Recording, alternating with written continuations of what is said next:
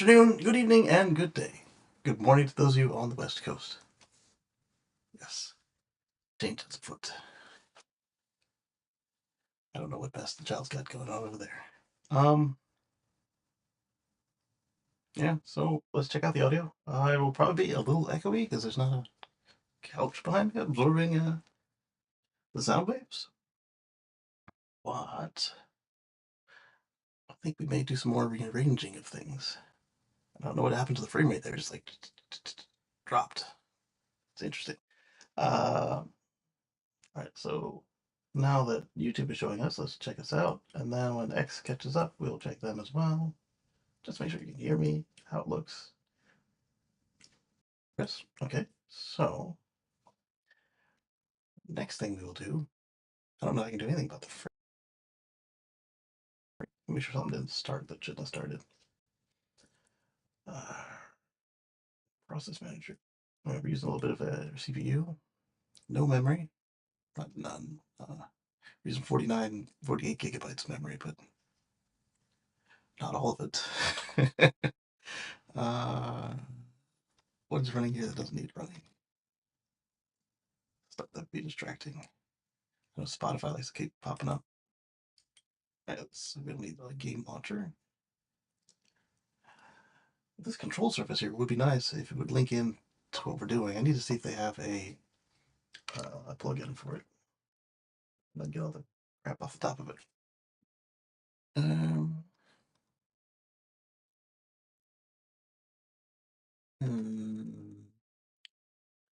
Probably don't need this one.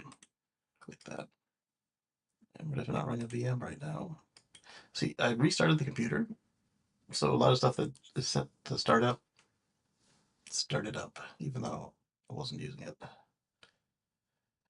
I'm not writing a Word document right now. I don't need that. Especially since it didn't say, hey, you haven't saved what you were working on. Unlike the Excel document, which I'm in the middle of. Alright, so who's here today? Let's switch over to multi-stream and see how everybody's doing. How's your day starting to offer? How did it go and how's it ending up? And I've already got our first topic pulled up. So let's go on over to, wow, X is like minutes behind where we are. And YouTube is complaining it's not getting enough bits. And I can't change the bits while we're transmitting. I don't think I can. Let me go into settings and see what happens. Settings, stream. And you cannot change these settings when you're live. Yeah, so I figured. Can I change them and have them happen for next time? That's what I want to know. Alright, so the bit rate is kind of low. Let's bump that up to 15 and see if either of these surfaces complain. And see if I broke anything. Ooh. Hey, it's back. Alright, so X is not broken. YouTube is still complaining. Can we go to 20? You guys let me know if you see anything that goes bad here while I do this. And then I've already got something pulled up. So let's see. Let's go to 20. Oh, it's still at 12. So I guess that happens next time. Let's go to 20 anyway. I know that that X is not like that. And then maybe just next time we'll have stuttery X and have to back it back down. So let's go on over to our first story.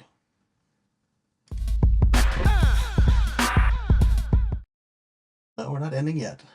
And the task manager is up, so the story is missing there. Alright, so Reed's Beverage Group adds 29 Freightliner electric semi-trucks to their California fleet. Not the one that we might all be excited about, but more pedestrian models that cost a lot more. We're looking at the Freightliner electric. And the charging station here is an interesting setup as well. They kind of dangle on down like the oil hoses in the shop. You reach up and grab them. Kind of cool. And they have their own boxes in there. That's smart. We'll talk more about power a little bit. We started last week. We got a head start because the news launched on a Sunday during the show, so that helped. Um, so they're deploying 29 zero emission Freightliner Cascadia Class 8s, and they plan to deploy their first 28 of them at Golden Brands, East Bay, and Harbor Distributing. So these are going to be drayage.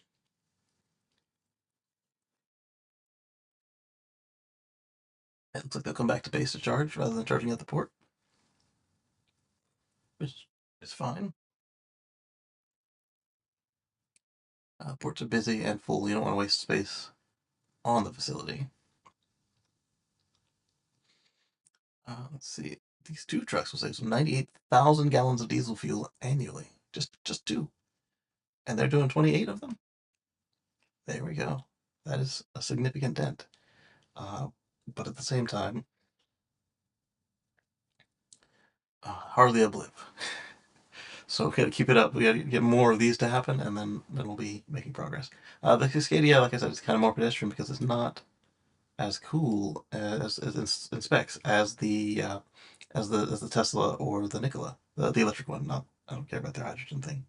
Andrew says good evening on X. Good evening, good to see you.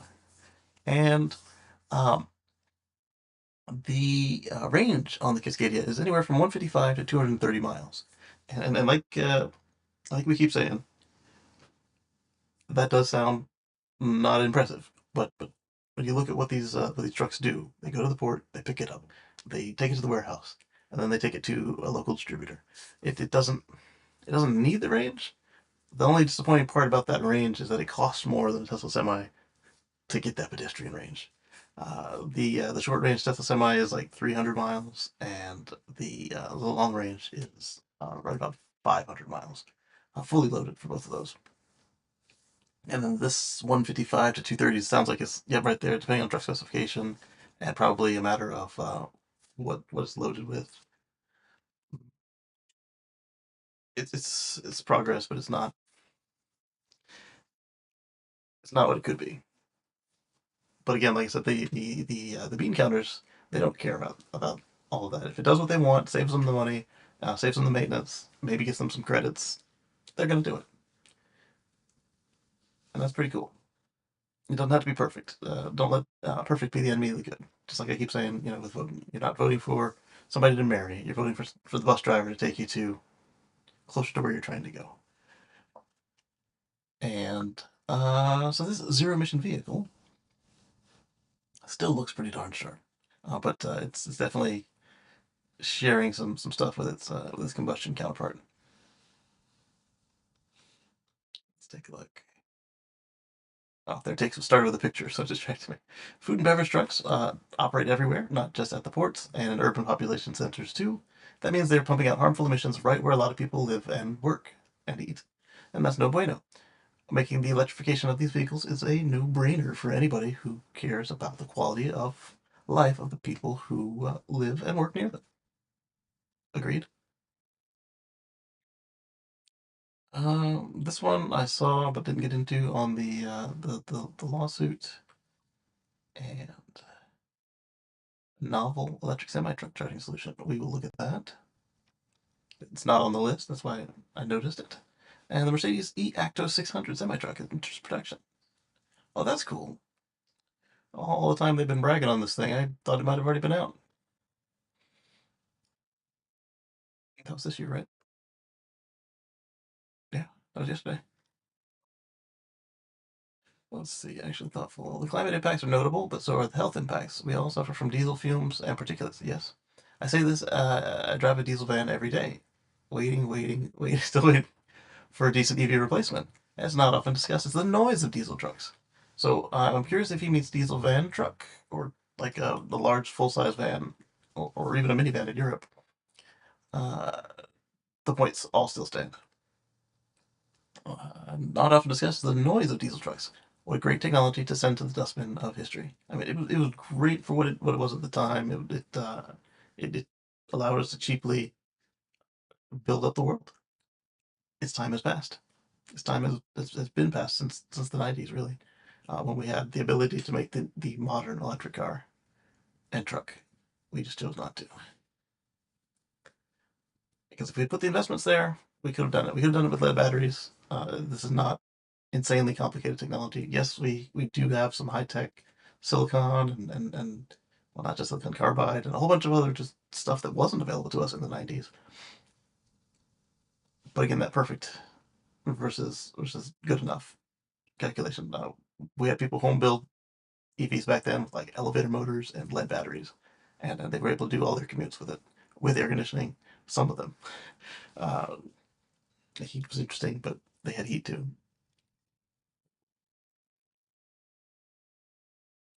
It blew up, dude. 6 story in a row, but EVs are not cars. Does it say electriccar.com? It says electric. Tells me you're looking at a journey on electric stuff. My gut is telling me that EV uptake is way more enthusiastic in the commercial sector than it is to many consumers. I would check some numbers and not just go with your gut. Numbers are just too good. It'd be nice from time to time to see some more dedicated info on the electrification of light duty. Yes, there was they had an electrified. I don't even remember what it was, like a forklift or something, and I was like, not for me. And then they had some tractors, but the way they were presented seemed more like ads, so I didn't want to bring them into the show today. I live there. Look out for these. There you go. And what would you do with them? Say to myself, they're cool. I think he's saying that, hey, I'm not a truck driver or customer. Um, I'm not sure beverage companies are ideal first adopters. They work for Pepsi because they sell cheese doodles. I think you're incorrect. While Lay's foods are the light, while Lay's loads are light for the Pepsi fleet, the fleet also carries full loads of pop at max ideal weight.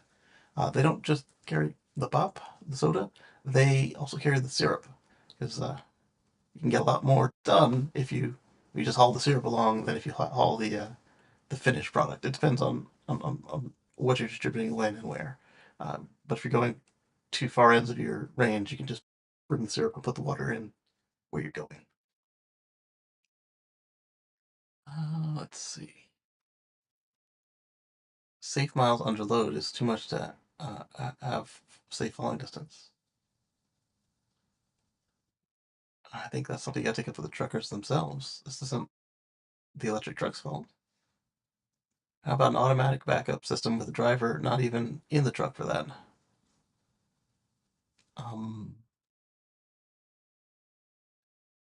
there's only a couple of programs are allowed to run with no driver in control. They're not allowed to run empty. And if that driver has a medical emergency, that system will take over. What is this guy getting at? Could use some battery electric pony truck stories for yard jockeys. That this does that. This is a drayage truck, unless you're talking about um the porters. That these could still do that.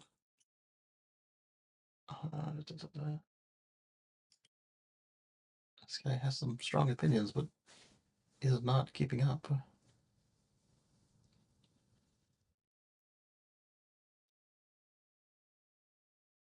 There we go. So let's move on to the next stories that were not planned, but we found here.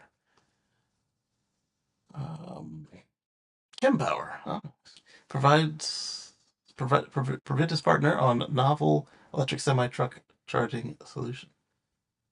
I don't know who Providus is. I doubt that's a typo. Oh yes, interesting. Okay, so this thing is instead of that bridge we saw overhead, the gantry arch. This is a. It looks like it's kind of got a rail that you just pick out of. Interesting. French industry provider, or infrastructure, French infrastructure specialist Providus has partnered with EVSA manufacturer Chempower to deliver a novel underground charging solution for electric semi trucks. underground is not universal. Some places have a really high water table, and digging and trenching is super expensive. That's the reason why everybody prefers surface mounted or even dangling infrastructure. By installing its high-powered charging cabinets underground and integrating the charging cables into solid metal pipe, Kempower and Profitis have been able to make room for high-powered charging points in an existing truck depot that didn't have enough space to install either conventional EVSE or overhead drop lines. Okay, so this makes sense. So yes, there's not one size fits all, and coming up with solutions to problems that actually exist is the way to do it. For the pilot, the metal pipe is planted in a striking yellow color, making it easy to see while maneuvering the lot. That's important. You don't want to damage anybody's truck, and you don't want anybody's truck to damage your equipment. Um, and keeping the dispensers themselves more protected than conventional concrete bollards. Yeah. 600 kilowatt power cabinet is positioned a few yards away, a typical space saving Kempower solution. 600 kilowatts isn't terrible. A lot of the electric trucks out today are still only 300 to 500 kilowatts. Uh, there are fewer of them that can do the megawatt charging like Tesla, and I believe that Nikola can do megawatt. That's another thing I'm saying for what they charge. They should be catching up with Nikola and Tesla.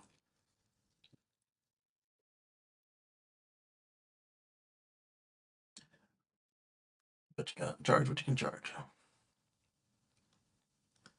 So the thing I can see here is unless it auto retracts when it's no longer connected, you'll have to have either a minder to come through and make sure that these are done put back correctly, or perhaps as it disconnects, then a reel starts pulling it back. Because if any of these drivers are like what we see with the charging stations for the personal vehicles, we're gonna have a mess of trucks running over the handles and the raw cables. Hello, Zachary. Good to see you. And that could be an issue with these things. They're huge. And speaking with like I said, my mom does OTR, and several other of my friends and acquaintances do trucking of various um, workloads, and they tell me about how the cross section of their compatriots. You been outside? Good. You eating a banana? Yeah. Banana and a pet?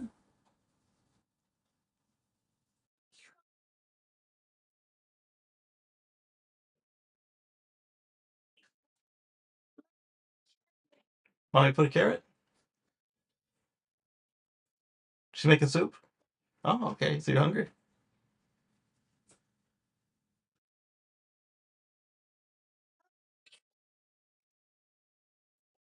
You do what?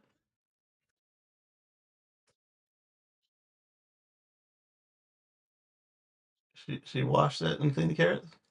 Okay. You gonna take your shoes off in the house? No, Tana. Your foot's stuck. Well, come on. Good, good. You're coming to eat soup, right? Come take your shoes. Yeah, put the net on this plate. Oh, you need paper towel? Here. Sticky, sticky hands. She knows I don't like sticky hands. Here you go. You done? Okay. Here, sit here. You got distracted by the toys, didn't you? We're here for shoes.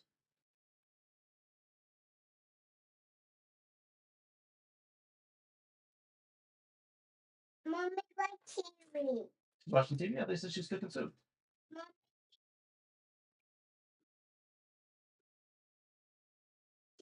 More dinosaurs. You gonna have nuggets and soup? Oh, okay. Jeez. You ate them all already? We just had them yesterday. Are you sure? We bought some yesterday. You ate a whole bag by yourself?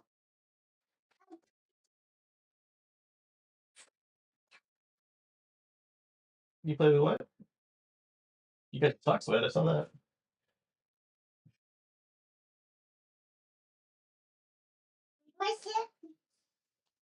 You got crap in your hair.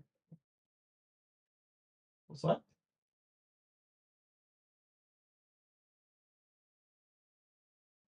I see white gate.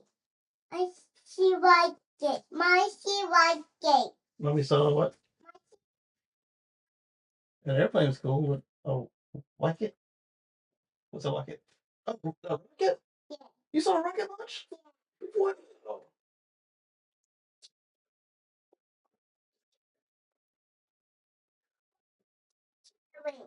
rocket look like a carrot?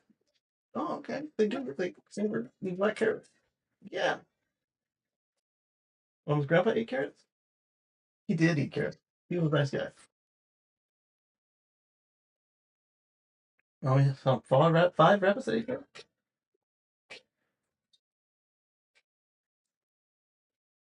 Oh, Peppa Pig. Yeah. And Bluey too.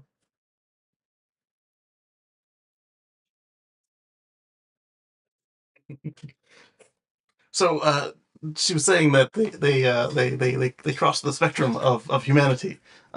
So they see some stuff out there, like just nice, respectful people just doing their job, and then some disgusting people that do stuff that's like, whoa, where did you get your home training, and why did you just do that? And a bunch of people suffering from main character syndrome, just like the whole world revolves around them, even though they're just a part of what's happening in the world. 010 uh, 01010. Hello, good to see you. Uh, let's see. So, like I'm saying, I'm curious about how they put these things back. And I also want to make sure that we are coming through the stunner because she's playing loud toys behind me. It, even if we weren't, she's done. So, um, up to 20% of an existing truck's depot parking capacity will be lost with traditional equipment. That's significant if you're looking at a lot that's already full and already pretty tight to work with at all. Still doesn't explain if this is manual or sprung. That's a cool solution. A light article. I'm curious if anybody else also wonders about stuff getting run over. Um, let's see. Feels like you could go without the rail completely. You don't know humans. I guess to stop a neighboring truck gets too close and hitting the cable. That would also explain the objection to overhead drops. Yes. In addition to the fact that overhead drops they do require some construction, and in a truck lot, you gotta plan for stuff. Uh, looking on Kempower's site for answers. Offers a cheaper alternative to procuring and installing an overhead gantry. Okay, so that's important. If it's cheaper to trench than it is to build the gantry and permit it, that'll do it. Again, the beam counters with these commercial vehicles. Uh, solution currently used at many logistics depots. The rail isn't explained very well, but I guess it's better than putting the cable in a hole with controls. That's true.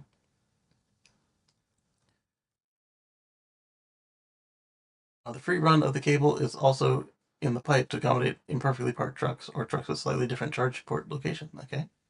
It means you don't need a spooling solution for the cable underground. It's all fixed and not moving. So I guess you just have a camera and you see that, hey, truck number this paid this last session, didn't put it back, and the next guy ran the cable over. Send him a bill. It doesn't have to be a high tech solution. And not that a spring is high tech, but it doesn't have to. It doesn't have to be fancy.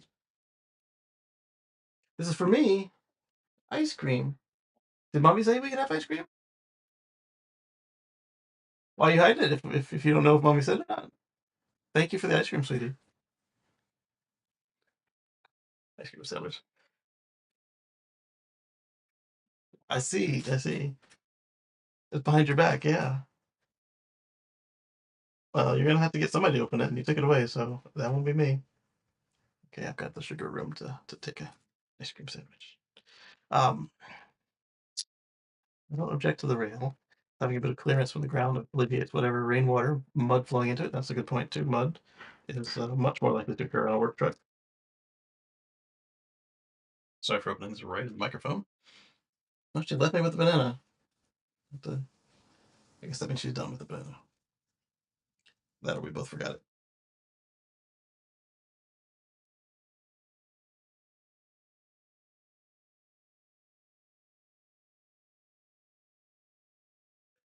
They wrapped this one funny. It doesn't want to come off clean. Okay, so clearance, groundwater, mud. Yep. Main thing is it doesn't look super strong. If it's strong enough to withstand multiple big trucks driving over it, perhaps over time. Oh, why is anybody driving over this rail? It's elevated.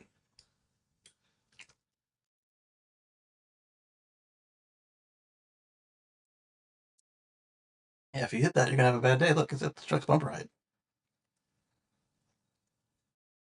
That's nobody's running that over on purpose.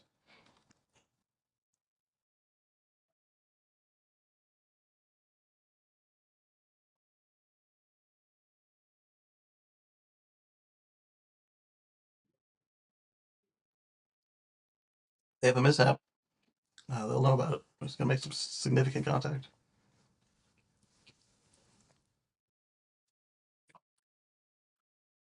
Not even the bolts look strong.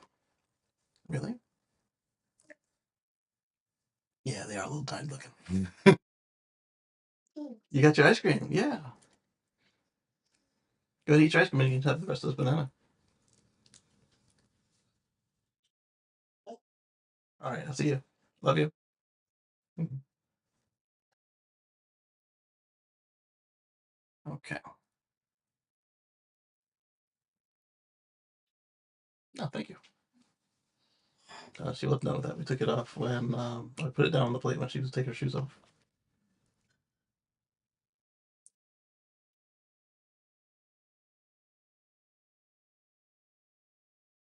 Should be fine for accidental contact. Maybe in contact with small snowplows. Oh, that's true. Didn't even think about the snowplows. Now, the pipe is high enough that a truck will not be able to accidentally drive over it without also damaging the truck itself. Yes, even with the small bolts.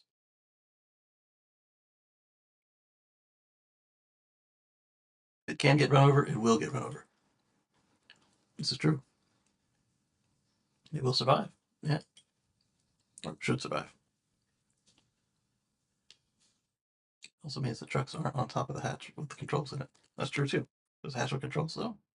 You're not just plugging it in. They have plug and play. Yeah, there's a hatch with controls right there. That's seeming weird. I would think that would just be um, electronics box because I'm so used to plug and charge with the Tesla. But uh, other vehicles have plug and charge as well. You can just be a provider that only offers that. You shouldn't need underground controls.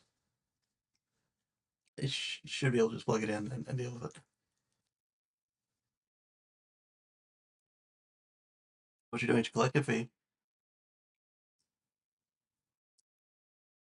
and there might be a start button. But there should not be a start button on the equipment. An emergency stop, sure, put that under there. That's fine. Big red button.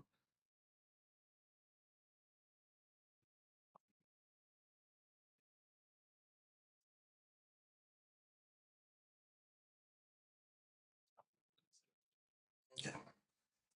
Like so that one wasn't on the list, nor is this one about the Mercedes. This one should be quick. I'm curious why the 22 comments though. What does he say here? All right, so here we go. Finally, ones with the 310-mile range or 500 kilometers. The e-Active 600 is designed for long haul trucking, they say, and now it's officially in production in Bavaria. Um, I guess yeah, 300 miles might be long in Europe. It is That's your lunchtime shift here in America, or the shift before lunch, one or the other. No, the one after, the one before it. Um, Long haul trucking here, you're looking at 500 miles minimum.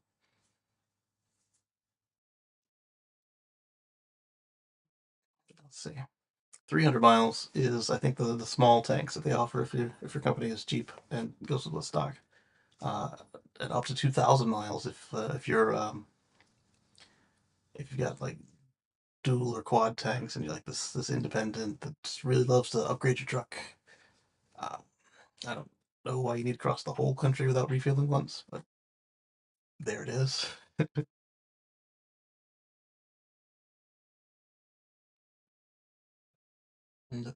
Um, I'm just surprised that this thing hadn't already been on the road the way they were talking about it. It's got over a 600 kilowatt hour battery. That's the 600. Okay, so no wonder it's got shorter range than the other two. It's got a smaller battery pack. That explains the 600 as well. So we could see an eActos 900 that will compete with those two. Yes, baby. Hi, you need pipped up? Are you done with this? Are you done with this ice cream? I can give it to mommy. I don't have a place to put it. You eat half an ice cream cone and it's like, here you go. What am I going to do with that for 2 hours?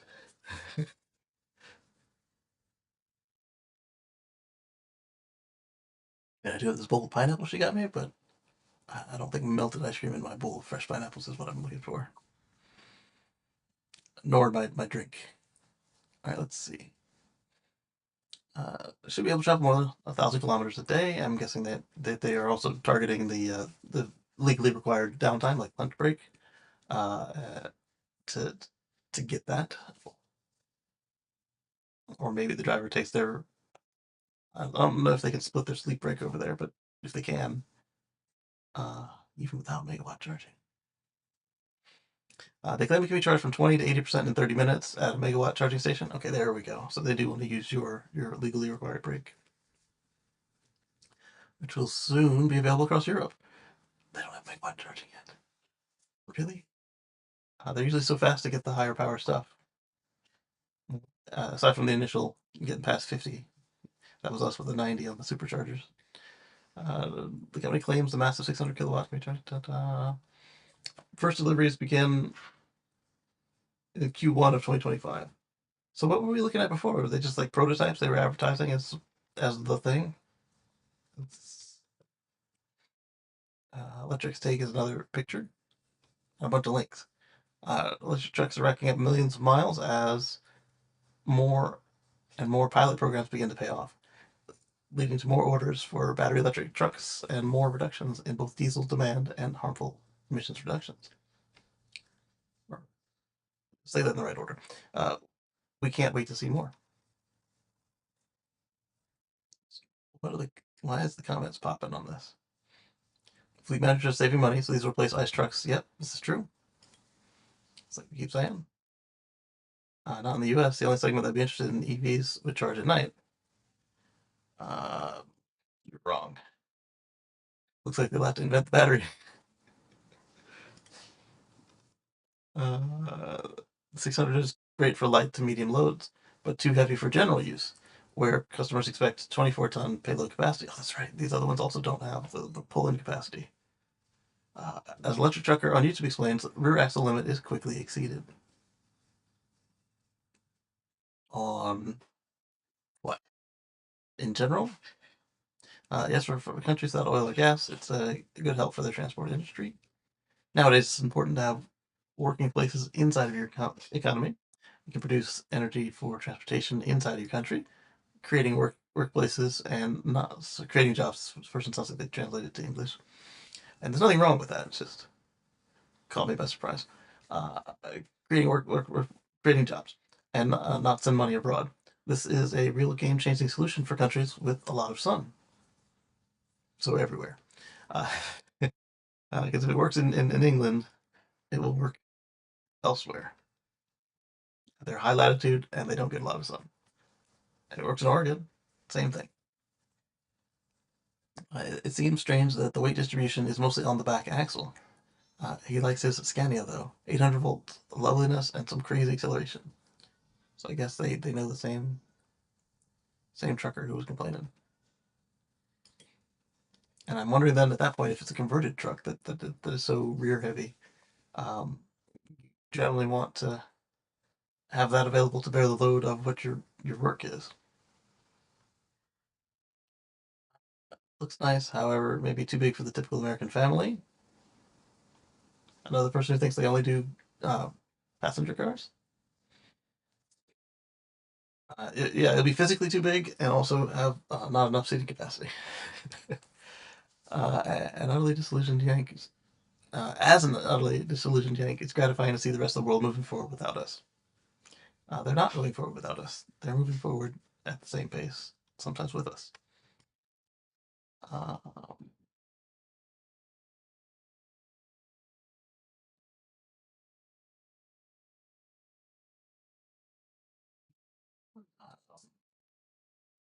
yeah, you guys do have Brexit.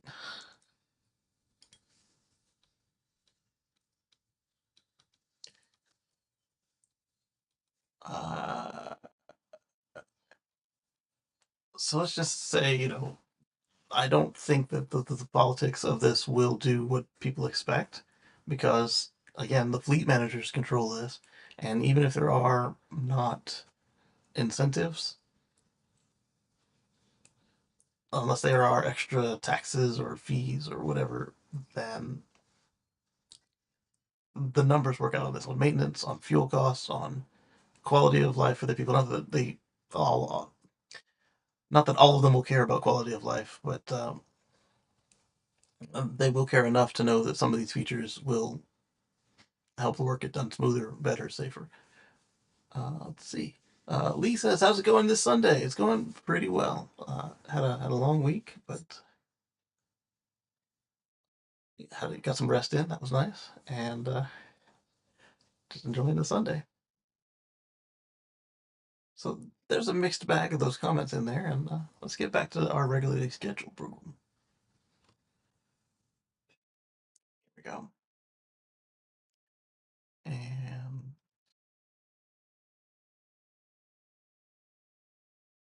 this one, I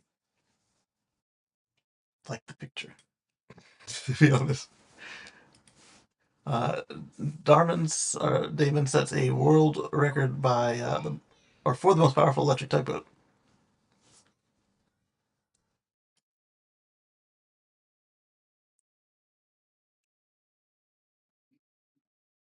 All right, so built by Damon Shipyards and the first fully electric tugboat to be deployed in the Middle East. Thank you. To be deployed in the Middle East, the RSD-E tug 2513B Butina puts in record-breaking performance that took place at the Calafia port during ADIPEC, ADIPEC, the world's largest energy conference. The RSDE is based on the already efficient hull design of the standard diesel-powered RSD 2315 or 2513. Uh, but its new fully electric propulsion arrangement enables it to offer zero emissions operations in situations where oil or fuel leakage would be, let's say, especially bad. Nice. The clean aspect is obvious. The Guinness World Record performance shows that it is also up for whatever task the owner wants to put it to. All right, let's get some specs on this thing instead of saying its name a bunch of times. Proudly electric tug in the Middle East, making waves. Well, you don't want to make waves, but ha ha ha. Play on words. Vessel's a key component in our services fleets. Recorded an average peak bollard pull of 78.2 tons, or about 86 American tons. Metric tons versus. Good catch. The record-setting tugboat can undertake a minimum two towage operation on a single charge. It can be recharged on Marine DC fast charger in just 2 hours. That's not so bad. You get a couple of these run around, and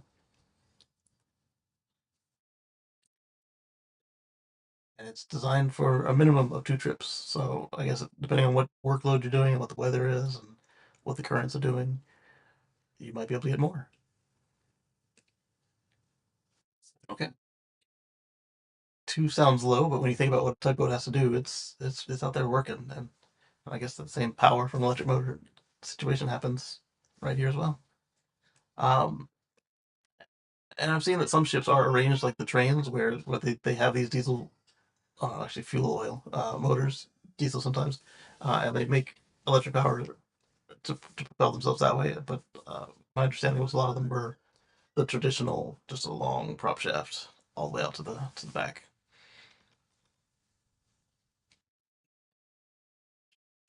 Long ways is 21 when a 6 megawatt electric tugboat was pulling about 50 tons. A 50% jump in performance without a similar weight or mass gain is a sign of advancing technology, and we are here for it. I agree. If you can up the performance and not put more weight on it, that is good. Especially if the fuel economy stays the same. All right, so next we've got this is an ideal application for battery when used in ports, relatively short travel with intermittent heavy loads. Not so great for pushing barges up the Mississippi. Um, Not necessarily. It'll depend on the battery capacity and um, the motors and controllers, that sort of thing. If it needs to be done, you can set it up. This just in: electric tugboat spotted towing offshore wind turbine to. Oh, interesting. Actually, that would scare the crap out of that guy. He's afraid of turbines. There's no other way to describe what he is on it. It's fear, not just ignorance, but fear.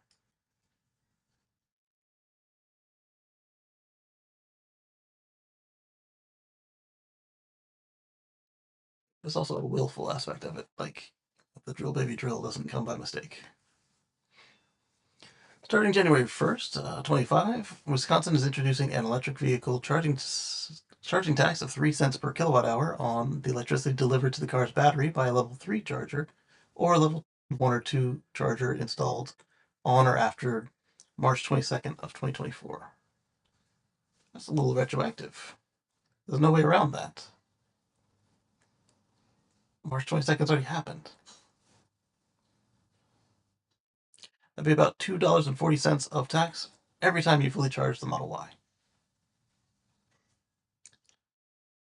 And I was upset with the existing just slap a $500 charge on it taxes that some of these states were doing.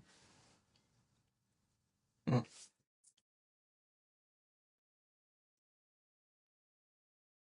I don't know if we want to see the comments, but we'll load it up and see if they have comments. But in addition to their 170, see, this is one of them states that just slaps a wild ass number on it, like $175 EV registration fee. You now get taxed again. Wisconsin is being an idiotic state. Double taxing their residents just because they drive an EV. I'll have to talk to my Wisconsin EV group on that. Sure, it won't be pretty. Boom, boom, boom, boom.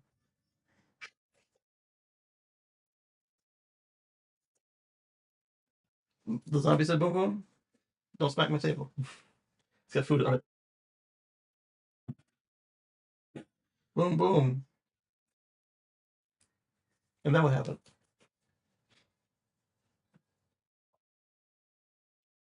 Oh, they said, "Boom!" when you came to tell me. I said, "And then what happened?" She looked at me like, "What? Something happened after that?" Oh,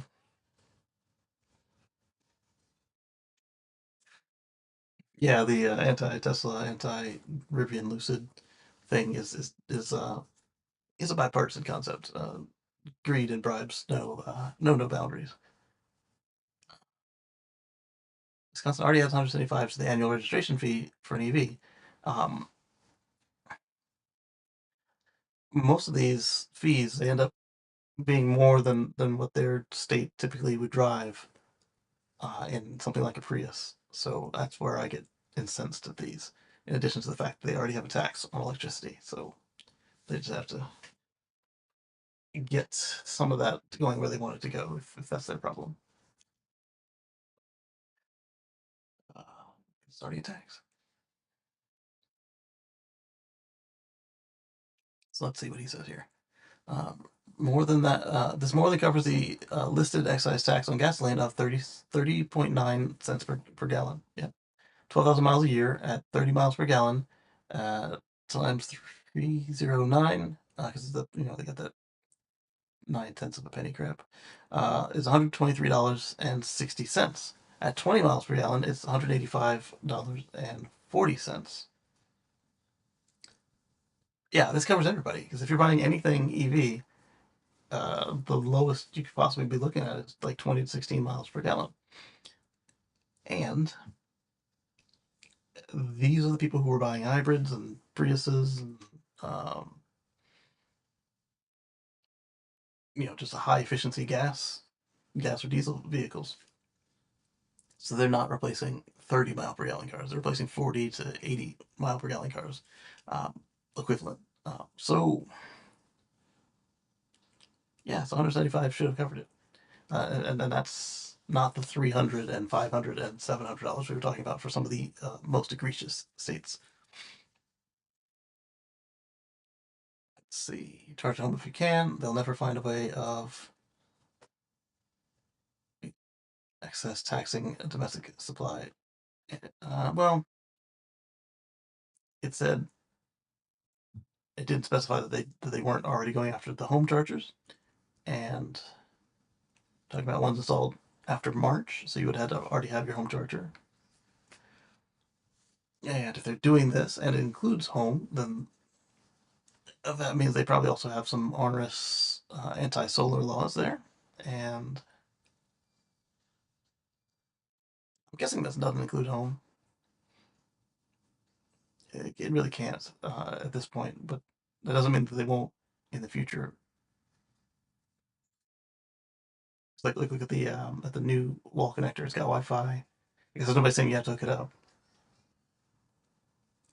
But if they text you on your solar, like you charge, like you use the charge on solar, or you literally hook the panels up to the EVSE. Hmm.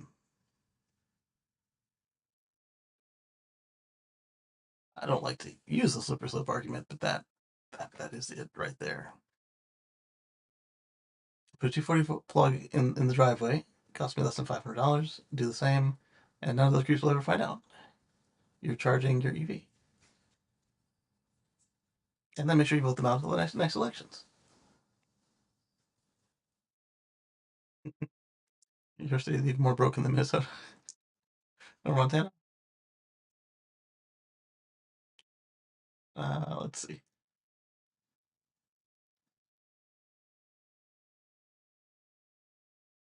How will they know when you charge on solar and don't net import anything? Yes, that's right, Ricky. Disgusting. We can't even buy Tesla Direct in Wisconsin. We're just rubbing salt in the still open wound. Yes. Not sure why people are griping. Wisconsin registration and this tax is far lower than the overall gas car usage. Somebody just showed us the math that they're saying his math is wrong. EVs use the same roads and paying makes sense. They do, but it's not like they weigh more, and because they generally don't. And it's not like your commercial operators aren't doing the damage because they are. And yes, they are taxed on it, but clearly either the money is being diverted or they're not being taxed enough. If you look at the state of most of our roads in this country, and I'm not saying that we're the worst. I'm just saying for something's not getting to the ground. Either they're not charging enough, or what they are collecting from the commercial is just not getting there. Soon, all over the states. Yeah, probably. Will that go to road maintenance? Probably not. Like replacing the gas tax. The gas tax hardly went to the road.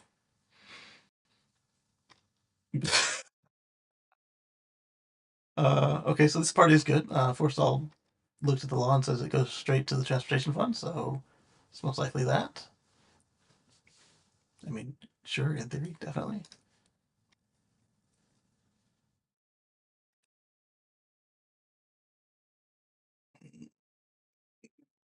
Like, okay, so let's look at the news, and it's probably gonna be worse than these folks. They've restrained themselves. Excise tax on EV charging took effect on, or takes effect in January. Amounts to 3 cents per kilowatt hour. That's mighty expensive. Like a penny wouldn't have been so offensive, but three? Wow.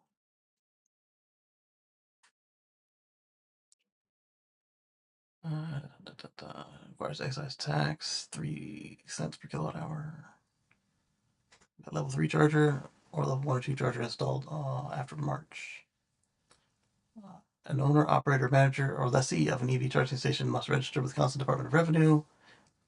And okay, so this isn't as bad as if they were trying to do the home. That's not to say it's not coming next. We generally have the technology to get that. Um,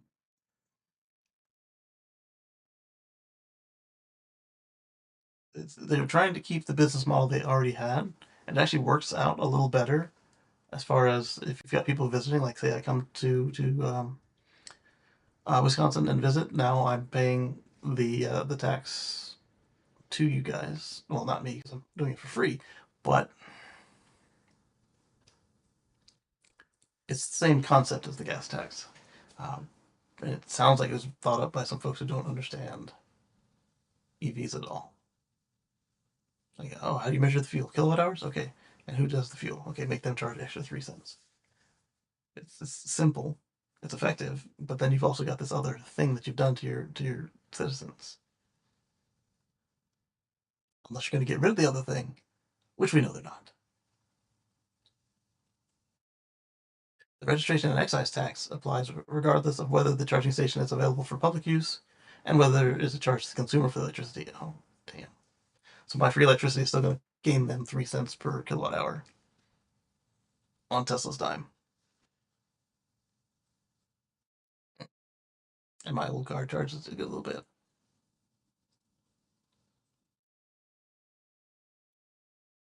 Excise tax does not apply, and registration is not required for residential EV charging stations except for hotels.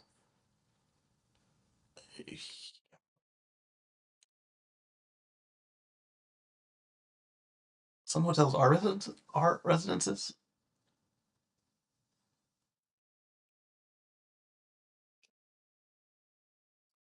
And what about if my company offers it for free? Do they have to pay a tax on this crap?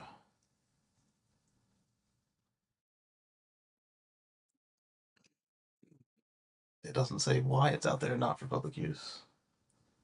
If the feds aren't going to pay your crap, they're just going to ignore that in a heartbeat. So if you've got a military base or just a federal building, they have these EV stations. They have big signs on them, not for public use because they're only for official business. And what's the name of that organization? Not OPA. Not THA. Either way, our purchasing branch there, uh, they definitely aren't gonna comply with that. I guess they can get it on the if they're charging away from base or the office.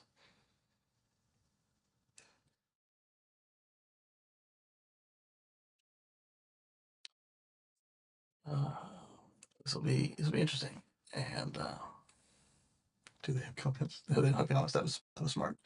Uh, wow. Don't know how I feel about that. I mean, like logically, I get it, but combine that with that they have that stupid $200 registration, and then like if they didn't have that, I'd think, okay, this makes sense. It's fair. It tracks with usage.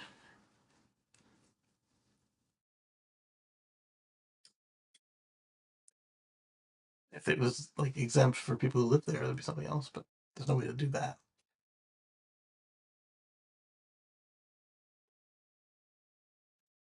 Rivian has launched a North American tour for the upcoming R2 and R3X models, and here's where you can find them on display.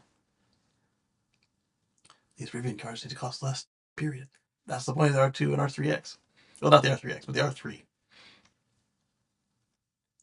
We will come back to this particular story, and this one we won't. Cybertruck Canada Brain activated. The Cybertruck just got its FSD in Canada.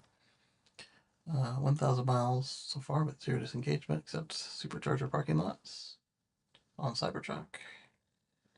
Oh, it's a little snowy where you are. I drove to Vail yesterday, and now going to Iowa today. Congrats. Big Sur. Look at that. Alright, so what we were doing was looking at the Rivian Tour. See where if it's coming near you. The LA Auto Show won't have the R3X there, but the rest will have the R2 and R3. We're going to Laguna Beach, Rivian South Coast Theater, Rivian Venice Space. Alright, so these have already occurred, sorry. So let's just look forward. So right now, from November 22nd and 22nd to 27th, and then again from November 30th to December 1st at the LA Auto Show, at the LA Convention Center on Figueroa Street. I love that place. Uh, Mainly because it's always cool cars when I go there. 22nd, that's already happened. So tomorrow to the 27th from 11 a.m. to 5 p.m. Then we've got the holiday. Then the 30th from 9 a.m. to 5 p.m. And also the 1st. But the Rivian R3X will not be there. So the R2 and R3X are going to appear next year in the Detroit Auto Show. That one's always fun for me as well. But you guys' city does smell next to that river in the wintertime. Oof, so that particular area just smells like urine to me, but it's outside the convention center. It might actually be that, but it's just so strong that it smells like it's coming from the river. Um, yeah, so it might be something else, like just the industry. So anyway, the Detroit Auto Show, and it looks like it's going to be off-site. Yes, that is something that also happens. Chicago Auto Show in February 8th to 17.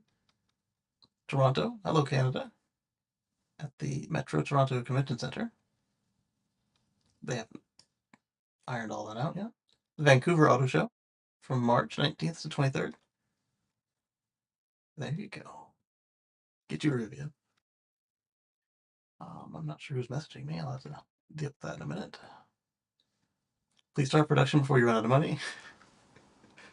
Desperately seeking sustenance. Fruit fly coming here.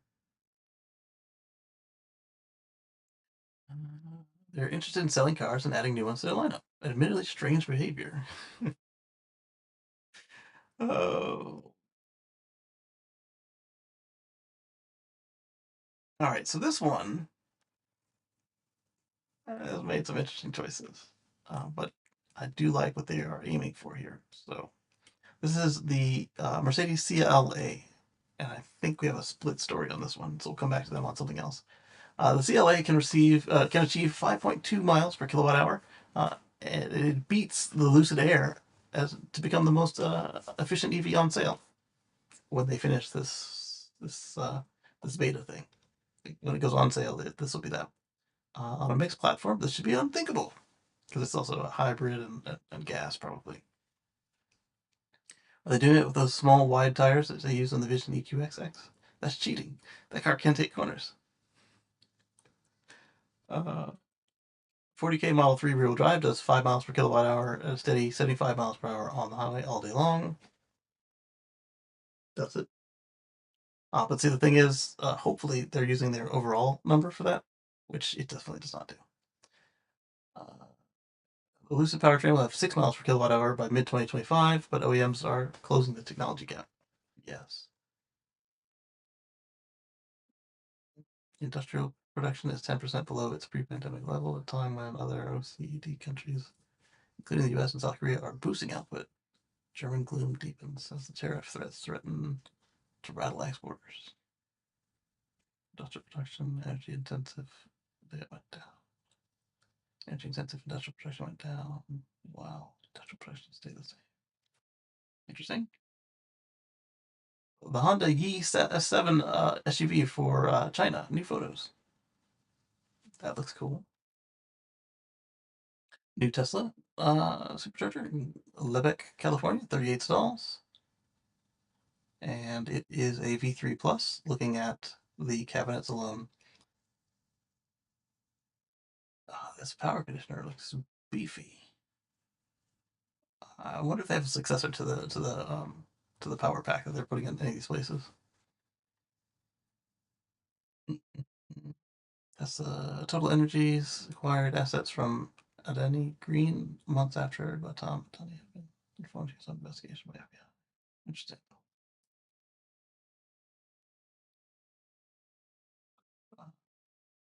I don't know who Total Energies is. It made it seem related based on where they put it. Baby.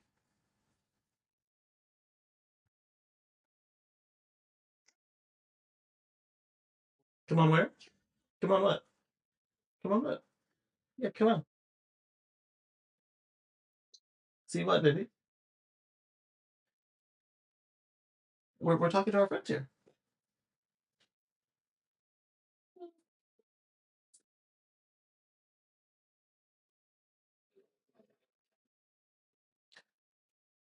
Um, yeah, so we're going to click into this and find out some more details. This may make it so I don't have to do the next story if it's the same car. Let's try out her cake before it dries out. She got up at 5 to make this cake. So excited.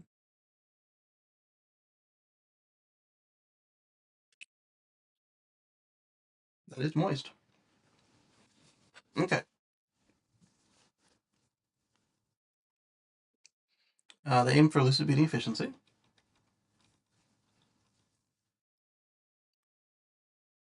5.2 miles per kilowatt hour.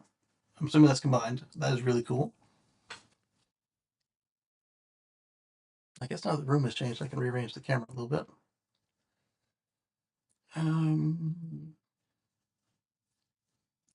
The two crossovers are, but two crossovers expected to join the range shortly after its launch. The MMA platform can handle both EV and hybrid powertrains. Okay, so not pure gas, just EV and hybrid. So they're going to build crossovers on the car platform. That's fine. Get some money back.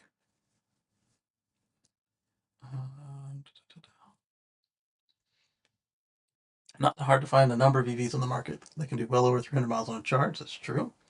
But let's not pretend that they are using the same energy to go that far. This is true. A Hummer EV will literally use nearly 3 times the energy to go 100 miles. 100 miles fewer than a car like the Lucid Air Pure. Yes. EVs are meant to use less, and they do. But you have to compare like to like, which isn't always happening.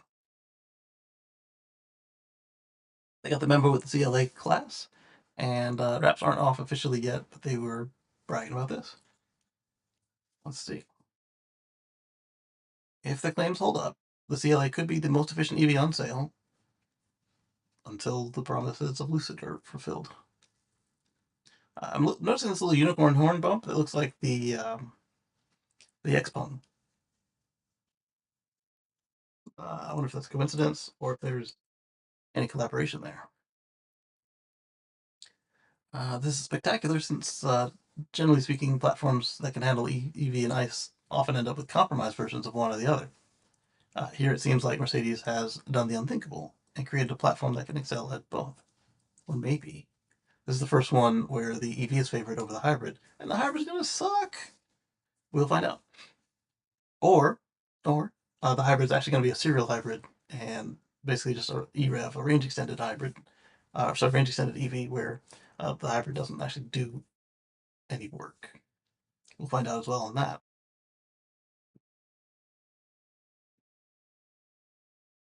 They opened a huge research and development center campus, dedicated to EV batteries and cell developments in Stuttgart, and it aims to eventually reduce battery costs by up to 30%. Commendable. I saw some headlines about Honda and solid state, so didn't look into them. But the headlines made it sound like Honda is beating Toyota at this delay game of theirs. The images we received are staged spy photos and engineering cross sections of the MMA platform components. Looks like the production will stay true. Yeah, it does. I'm curious what all this is up front. Is it a radar unit or something else? LiDAR. It could be LiDAR. Notice that they've got something cut out of the bumper here. It could be radar or LiDAR. Interesting. The hybrid models will feature Mercedes-Benz new ICE Fame engines mounted to an 8-speed dual-clutch automatic transmission. So no, these are not E-revs at all. The hybrid might just suck. Or somehow, like he said, they did both well. I doubt that. This 48-volt hybrid setup will be able to do some engine-off full EV driving thanks to its 1.3 kilowatt-hour traction battery. So they are using 48 volt in a very different sense than Tesla is. These 48 volt mild hybrids have been around for forever now, and basically it's just the battery, the main battery is 48 volts. Whereas on another hybrid like the Prius or anybody else, the main battery could be anywhere from 200 to 400 volts, which is much more typical. So like maybe the power steering might be 48 volts, maybe the air conditioner compressor might be 48 volts, but generally that's just the traction battery, not a 48 volt low voltage system. Uh, they're just marketing, playing with words. 20-page press release. Expected to be released for the 2026 model year, so we're not going to see this in time for Lucid to come screaming ahead, which is fine. Because if we have just a good second choice, that'll keep their prices in check. Killing the IRA tax credit is a big win for China. Yes. Uh, this one we're going to talk about. This one in the corner about the fatal accidents, crashes. What happens if the tax credit blows up? These two are the same story. We also discussed this over at the Tesla Live show, so give it a listen. Uh, just like most everybody else, we don't necessarily have a firm conclusion, but we have some advice and we have some thoughts on where this might go, and we'll have to watch and see what happens. We'll have to watch and see what happens. There's just no way to say how this will all go down because it was chaos last time and it will be chaos this time as well, but for different reasons. Lucid efficiency, they're nowhere near Tesla efficiency. A C220 weighs as much as a Tesla Model 3. A C63 weighs more than any Model Y ever and costs more than a Model S. I'm curious how Mercedes will literally reinvent themselves. Give them a chance. Uh, you don't see no difference between curb unladen weight and gross vehicle weight, given your comments about how the Peugeot E3008 weighs 1 ton more than the Model Y. It's less than 200 kilograms if you confuse the two. Perhaps you should stop talking about vehicle weight until you learn the difference. I might not say it that way, but it sounds like that's happened, and that is a concern. So your gross combined vehicle weight rating and your gross vehicle weight rating and your dry weight are all very different things. The combined vehicle weight rating is you do not go above that number. That's what it's rated at. Uh, the curb weight is a ready to go car. If we're talking about a fossil car, that may or may not include fuel, but it will include all the fluids. The dry weight is just the vehicle sitting there. It may include lubricants, but it won't include uh, any of the other stuff.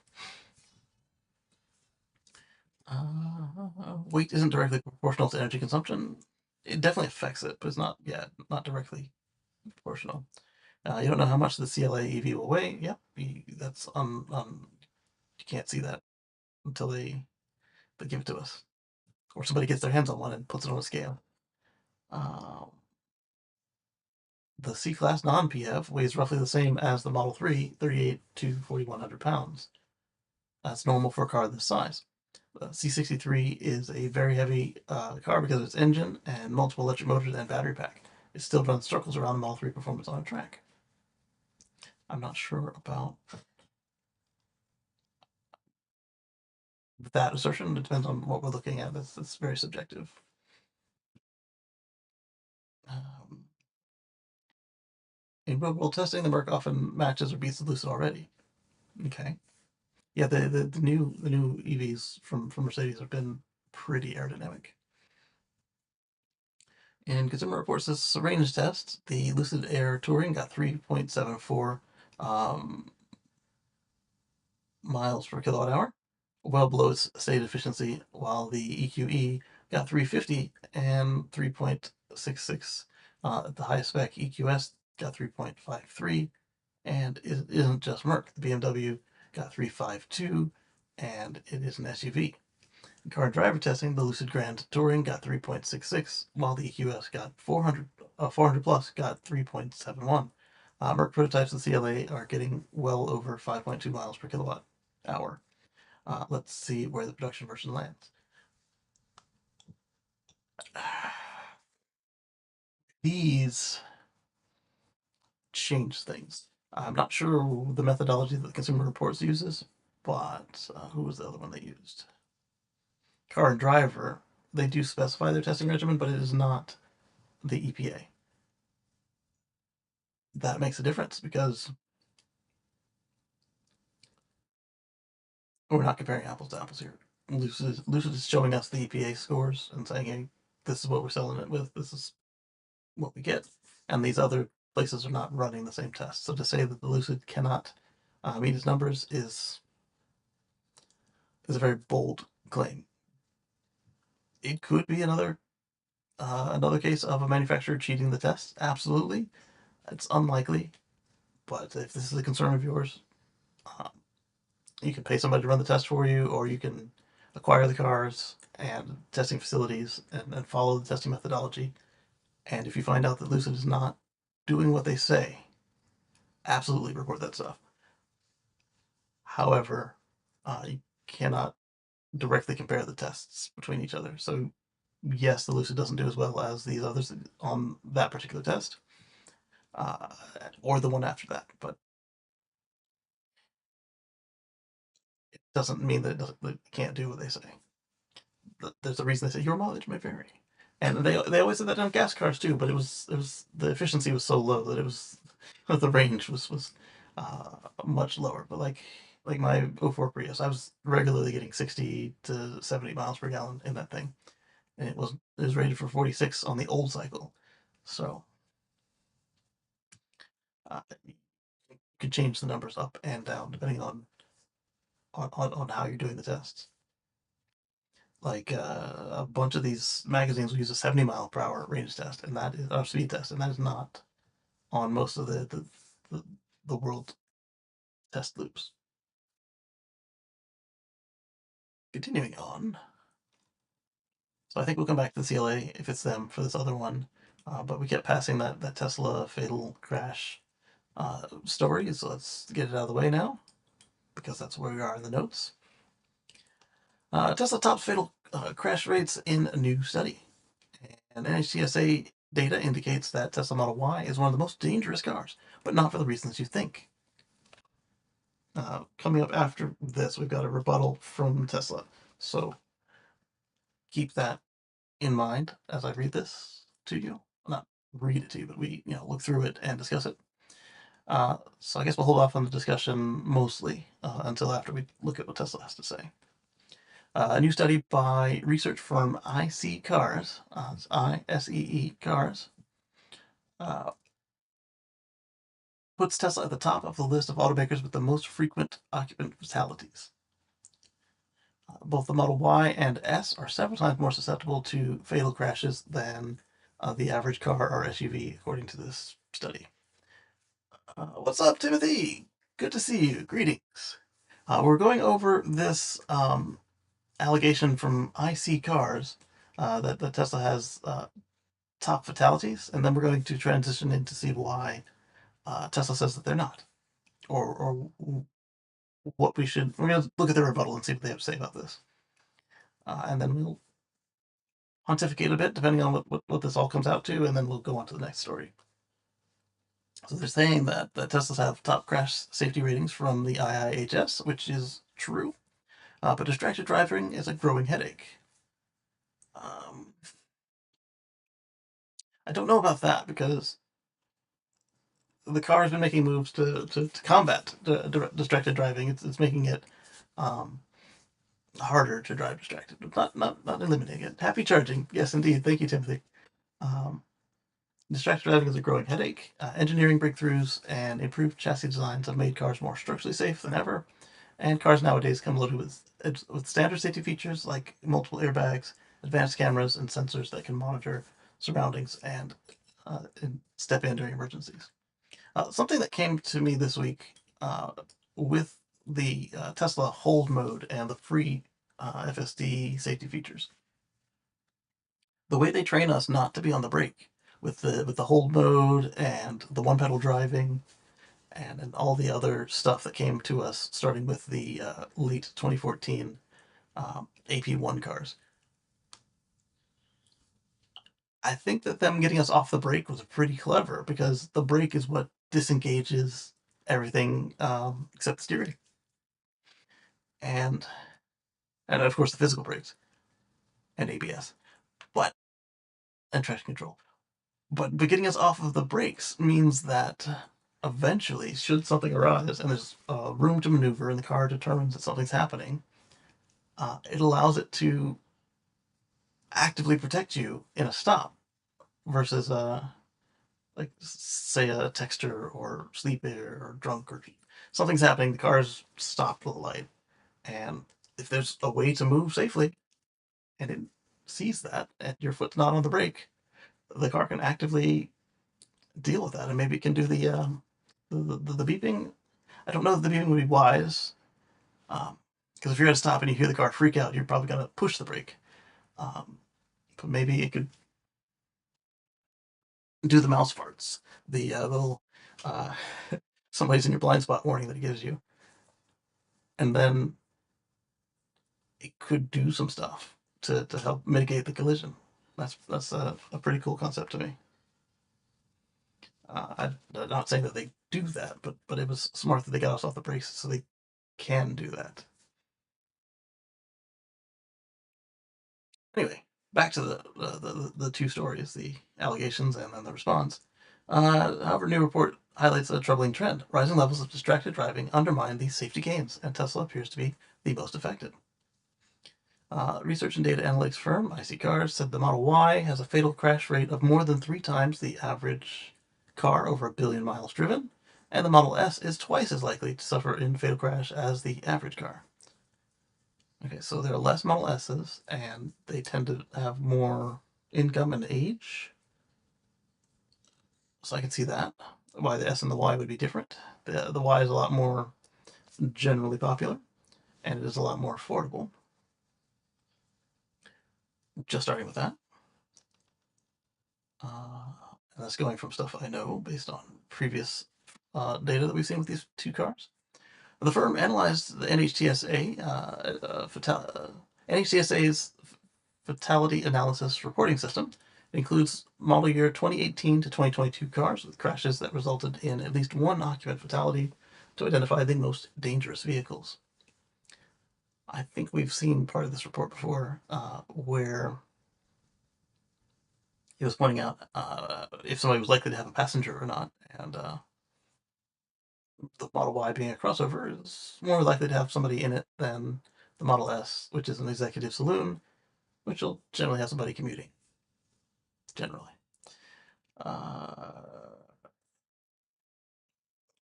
it's not exactly family cars, what I'm getting at. It can be. I mean, it came with 7-seat options straight from the factory at the beginning, so it's not that they don't expect families to own one.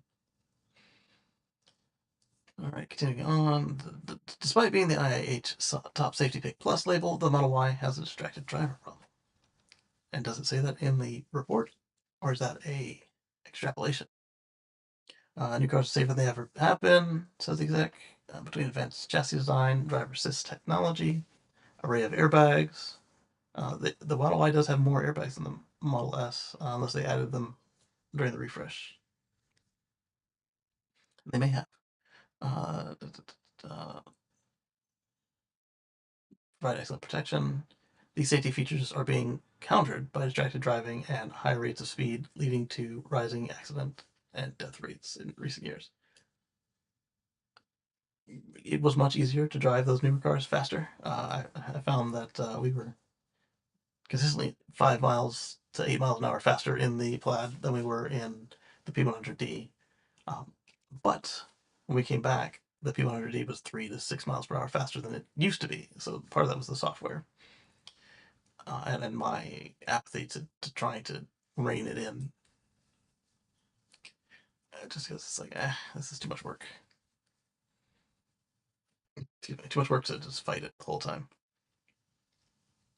Especially Georgia with their independent 40-mile-per-hour minimum signs that just totally freak out the camera. It's like, oh yeah, we're doing 40 now. No, we're not. Keep it to 70. Um, the advanced driver systems in autopilot and full self-driving, both level 2 systems, requiring active driver supervision, are under investigation by NHTSA for links to crashes and fatalities. Yes. Um, Misleading labels, says you, like full self-driving, touchscreen centric controls. We've heard that from, what was it, the Dutch or Norwegian driving instructors. Um, it was in that area. Yes, I discovered a huge area, but it was in Europe, north, and Norway seems to make sense because the EVs, but Dutch felt right. And that's probably wrong too. Anyway, so driver complacency have raised a growing concern over safety. If you're in one of the ones that can do a lot of this stuff, it's likely to be new, and it's going to have the cabin facing camera. And if you try to do any of this stuff while it's going, it's going to kick you out and put you in an autopilot jail. AI and automation scientists have told Inside EVs that Tesla's approach with FSD, which is also underpins its robotaxis, has severe drawbacks. Okay, you say it's you, while at the same time you say that Mobileye and others are copying Tesla's approach. So, do we trust these random analysts, or do we trust what industry is actually doing? Industry that stands to be on the line for all this stuff. Well, unless they get their self-driving regulations pushed the way they want. We'll see how that goes. Tesla has the highest fatal crash rate of all car brands, followed by Kia, Buick, Dodge, Hyundai. Says IC Cars. This feels like a report that we've looked at before. So if it is, I don't know why it resurfaced. Biggest contributor to the occupant safety is avoiding a crash, and the biggest factor in crash avoidance is driver behavior.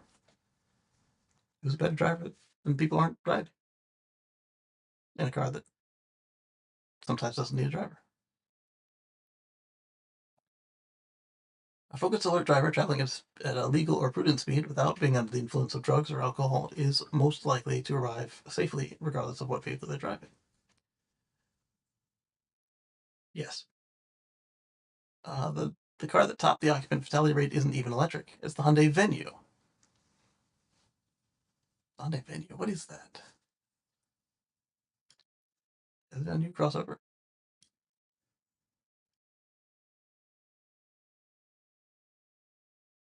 It looks like a small Santa Fe. Um, a small crossover SUV manufactured by South Korean manufacturer.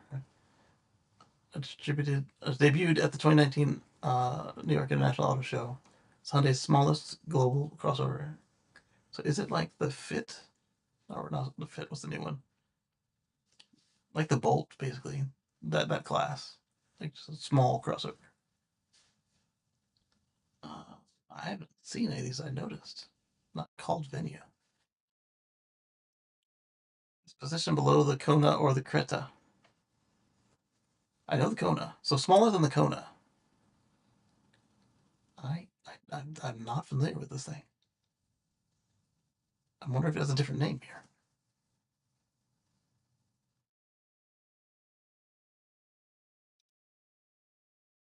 Its height is 5.2 inches. Oh, sorry, 5 feet 2 inches. And all right, so it's an official worldwide site, and more on Wikipedia. Let's go to the worldwide site. Do they sell it under that name in the States? I'm clicking the thing, and it's not coming up. So let's go to search the web. Yeah, they sell it here under that name.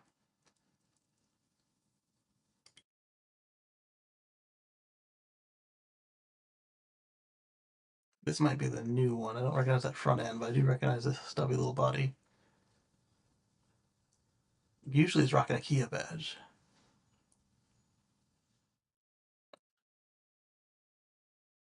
Okay, so they have a Hyundai version of this thing, and it tops the crash fatalities. So if you know people with these things or you see people renting them, make sure they exercise caution. Let's get back to the story. So that thing is the most fatal crash car of the study. 13.9 fatal crashes per billion miles driven, followed by the Chevy Corvette and the Mitsubishi Mirage. While the study only mentions fatalities among occupants, that was we have seen this study by somebody else, um, because it doesn't count fatalities outside the car. I, I'm assuming that somebody ejected from the car still counts as a fatality in the car. Um, what's up, Marcus? EV Smoke ATX says, great lives as always. Thank you very much. Appreciate it. I'm assuming that anybody ejected from the vehicle will count as in the vehicle. But the reason we say that is it doesn't count pedestrians, it doesn't count people in the other car. Hmm. Okay. And so if we've got like what 5 cars before the Tesla, what was the point of it being framed the way it was? So he only mentions fatalities among occupants. ADAS works best when it's constantly supervised. Yeah, that's why it turns off if you're not paying attention in every brand. How they determine paying attention is related to what sensors are in the car. So the Ford and GM, they're watching your eyes, got infrared, hand sensors, that sort of thing. Tesla was working on the just keep pushing on the wheel approach, and then they switched to eye tracking, and then they added infrared illumination so they can see your eyes in the dark and through sunglasses. Well, sunglasses block infrared too, so it depends on the type of sunglasses. Let's see. Shown that ADAS reduces driving stress. Yes, it does when used as intended with supervision and without distraction, with immediate readiness to resume control. Without all that, it risks doing more harm than good. So you're jumping to a conclusion that I don't see that they're saying that these people using ADAS are distracted. Top comment is clickbait. This study was not science-based. Carl Brewer has no credentials as a statistician. He does not understand the numbers. Numbers he quotes are clearly imaginary. Hyundai Venue, billion miles. Yeah, I doubt that fleet has done a billion miles yet. Uh, this is an imaginary projection. Uh, they took the data from the first 5 years the car was released and multiplied the teensy bit of distance to create a ration of crashes to billion miles, a ratio of crashes to billion miles. Some of these cars have done billions of miles, though.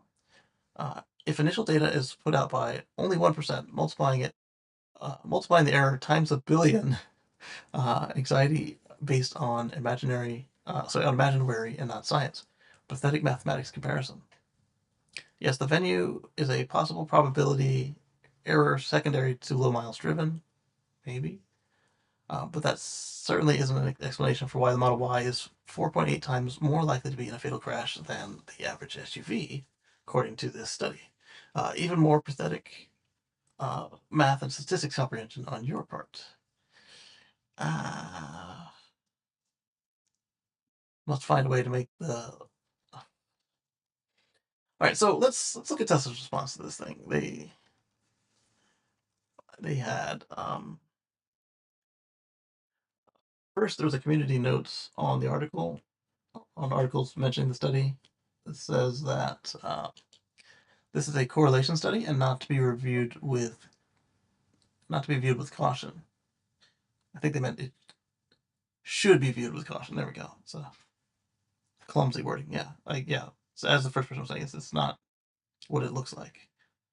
When the controlled for the speed of impact shows fatalities are far less, and crash data shows that Tesla vehicles have a lower inverse weighted fatality rate of 0.3 versus other cars at 0.7. And then they give us the raw data from the NHTSA right here. Let's copy the link and paste it here. Mm-hmm. And then I don't have them in order, so stand by. I want the rebuttal. The rebuttal came later, perhaps unreasonably later, based on my notes here.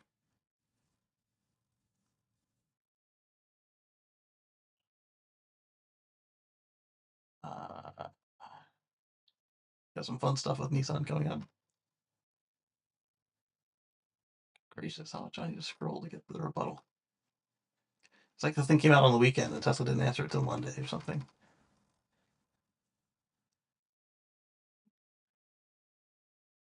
I'm getting there. Got a couple separate stories from Tesla charging. No, I don't have the rebuttal in here. What? How do I not have the rebuttal?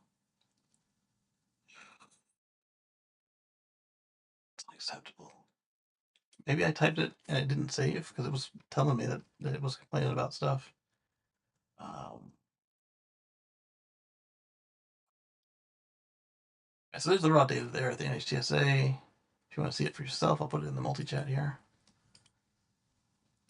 There's the raw data. And now let's go look at let's get Tesla's feed because that'll be on there. Typing it in you guys' chat box.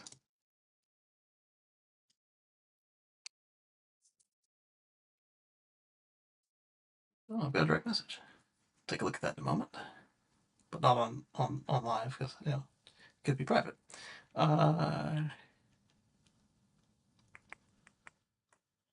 Make the Model 3 even better. The fronts. FSD handles all your driving, no matter how long the trip.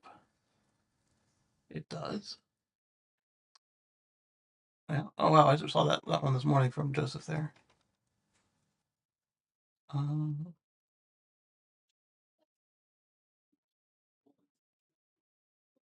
huh? Your Spider-Man book is missing? Where did you see it last? You see it around?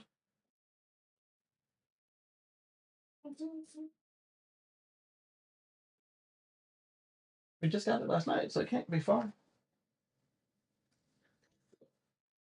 Where are your new crayons at? It's probably near your new crayons.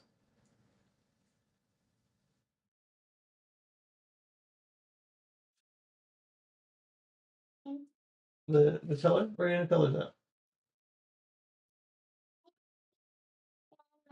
You color Spider-Man? You color Spider-Man? Mommy too? Yeah. And where did you do that at? You told yourself, or you told your sister not about color Spider-Man? Yeah. No. Uh, the new baby's name is Makoto, and her name is Motoko. And when she pronounces it, they both pronounce it the same. So it's hard to get a read on if she's talking about herself or if she's talking about the baby. Has not arrived yet. And Kacey. Well, I can tell you the Spider-Man book's not in here, but you can bring it in here if you want and color it. I would check the living room and then check under some stuff, okay? All right, but this is Daddy's office, not the living room, so just playing with the toy, looking at under stuff in the toy. Right, it won't fit in there because that's a small door on your that doesn't open. You can't take those out. It's supposed to spin. It's supposed to spin and make a picture, but it's broken. After this, I'll try and open it and see if I can fix it. Okay. This is. Let me see. This goes to your magnet book. You can draw on it. She's got a Cocomelon Magnadoodle knockoff. Your Cocomelon book. That's what that goes to.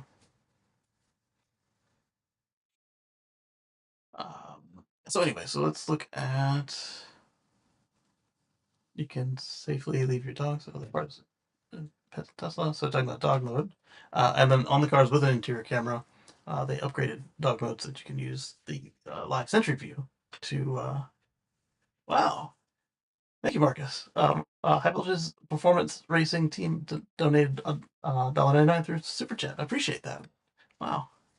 Um, so the dog mode now has for a while now. Has had the ability to kind of peek in with the camera. It didn't used to have that. That's pretty cool. Uh, uh, this one I retweeted. It says reminder for the year. Let's go ahead and turn on the sound. It's one of the few Tesla vehicles without uh, music. And then I can turn on the. Let's pause it. Oh, well, it takes us straight to the post. Let's pause it and rewind. Turn the volume up. Unmute the cable. HDMI. Right, the virtual cable is on. So now we just got to put our sound through it. Audio. Looking for the virtual cable in stereo, I suppose. Nope, mono. All right.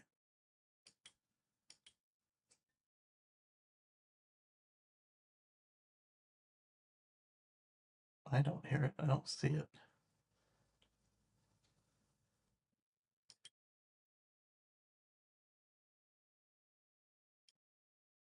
Sound through.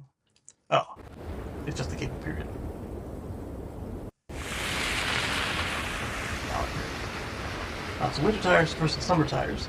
Uh, it's important. These are two Model 3s equipped with the summer stock tires, and then they put some winter tires on the front of them. And you can see the distance difference. Uh, Imagine if something comes out in front of you and you need to make a stop. It started braking right at that orange cone. There's the winter car, and there is the summer stock tires. You have just slid through whatever happened by a lot. Whereas with the winter tires, if you had proper following distance, you might have had a close call, but did not hit whatever it was. That summer car had very bad experience. The Tesla performance tires that ship on the P cars that, unlike me, where I went and got the small wheels, so I got the all season tires. the performance tires, the summer tires they ship with, are only good to anywhere from 42 to 45 degrees Fahrenheit. After that, they turn into a mess. So, uh, very, very important to have the appropriate tires if it gets cold or snowy or wet where you are. Indeed. All right, so next we're going to do uh, the rebuttal, which is why we were here. I'm going to turn off the cable because uh, who knows what I might click on, especially if it's from Tesla, that might have sound. All right, return this to this headphones direct. Okay, and let's go up to. So responding to that analysis, I don't know that you call it a study, because it analyzed a study, the NHTSA study. So Tesla just quoted Lars. Lars is an engineer on the team, a lead engineer. So that's could be a case for your legal team to engage. It could, depending on what the intent was with this. Okay, so we're not worried about the comments. Lars said that fatal crashes are tragic. We aim to avoid them safety first. This math is incorrect. Crash test data is real. Teslas are among the safest vehicles. Maybe a bad denominator in their per mile calc. Maybe bad denominator. So he's saying that the guy probably did the math wrong. Uh, by the end of 2022, the US Model Y miles driven is greater than 7 billion. Model 3 is greater than 19. I'm sorry, it's about 19 billion. IC cars equals clickbait, not a safety regulator.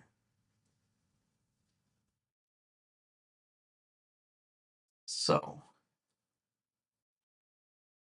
the billion miles doesn't apply to Model 3 or Model Y. And as the other person pointed out, that new Hyundai isn't all that popular, and it likely hasn't driven a billion miles.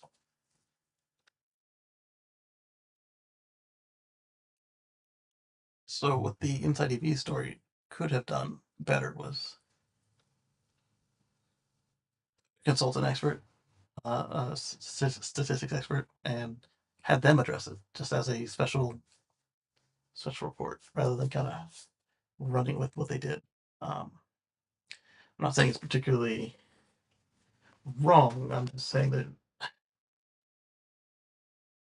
it was not effective. What they could have done better was help us to understand the data rather than showing us what the other people did.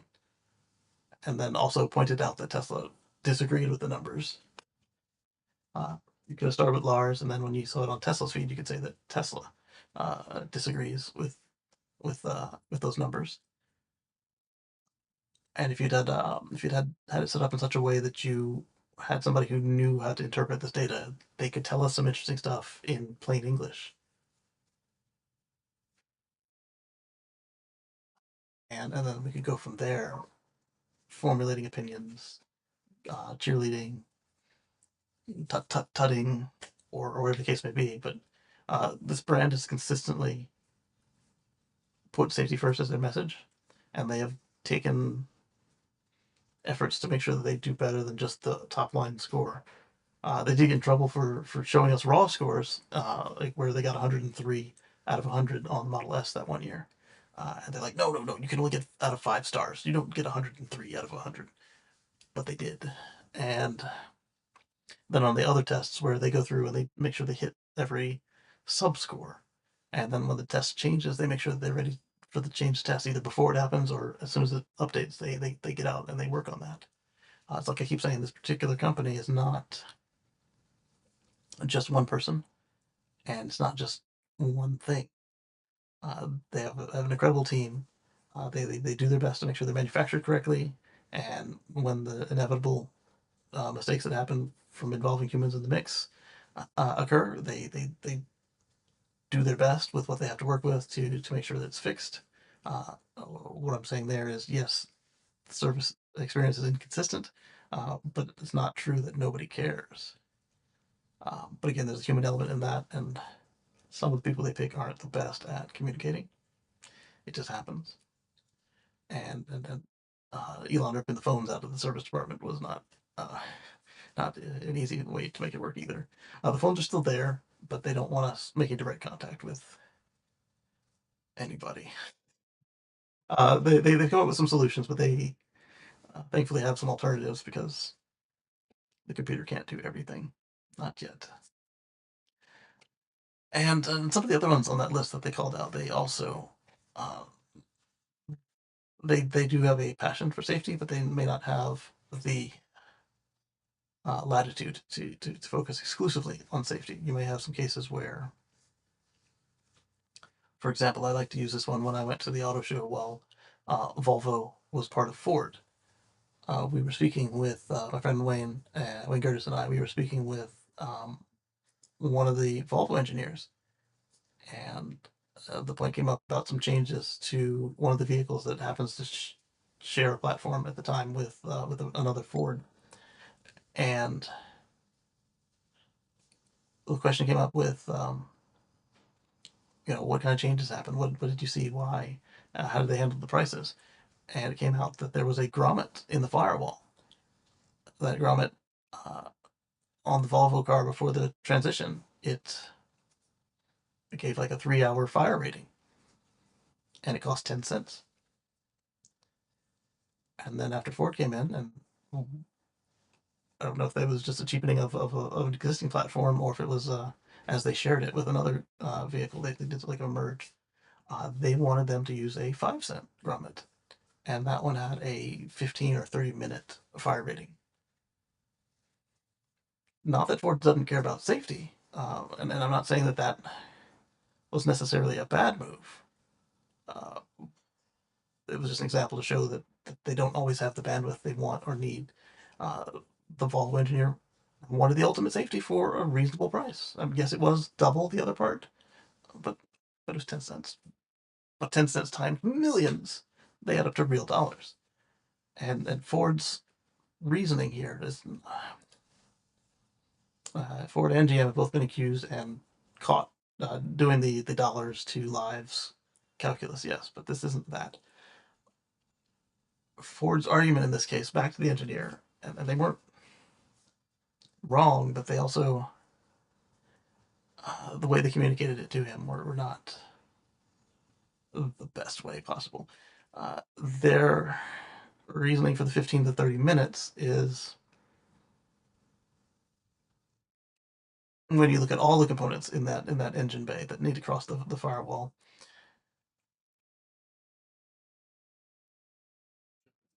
or the money, they were expecting that if it took you longer than 30 minutes to get out of the car, not that you weren't worth saving, but that you had another issue entirely. That like, if it's going to take you more than 30 minutes to get out of the car, it's probably already on fire by the time it crashes, and finishes moving, I should say, with the crash. And that hopefully something that severe, there would be assistance to come drag you out, cut you out of the car right away, versus leaving you for 3 hours. Volvo at the time would have been like, yeah, you could crash in the woods and be on fire before people can find you or could get to you. That's totally a thing. And so Ford was kind of doing a balancing act with that. And I'm not saying they were wrong here, but as a customer, if you made 10 of those little decisions across the car, I'd pay an extra dollar for the safer car, even if it's above and beyond what's required. And that's kind of what this company here does is they put the 10 cent grommets in. Not necessarily that part anymore. I don't know if that's still needed on a non-combustion car. Like we've got a frunk up there, right? But stuff like that, and so when they put out something like that,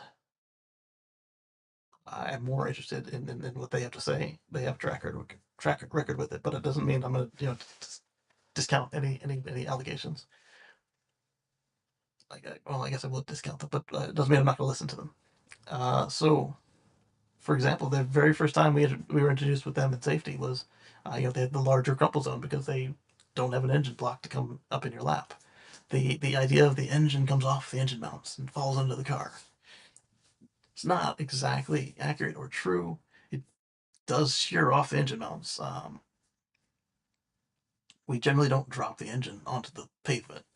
You've got a hot lump of 500 to 800 pounds of metal that can now go careening wildly uh, and have an impact with somebody behind the vehicle, in front of the vehicle, beside it. It could come back and collide with the vehicle that you've just had drop it, and now you've got 800 more pounds in just random places to deal with. Um, but yes, it does come off the engine mounts, but it generally kind of just hangs inside the vehicle. It kind of gets pushed back. What's behind the engine? It's the firewall. Behind the firewall, your legs. Uh, so not having an engine in the crumple zone did help. And then we saw where the Model S, when they were doing the roof crush test, they met the requirements of however many times the vehicle. I think it was 5, and they said let's just keep running it, see what the number really is. And it broke the testing machine the first time they tried that on a vehicle with a glass roof. That was impressive. That was back in 2012, and they've kept that up. So uh, I like where this company's going with safety, and I do hope they continue. Um, but some other brands are similar to this. I don't know if they necessarily go above and beyond like that, but they do make sure that they pass not just the main test, but they go for the as many of the subtests as they can pass as well.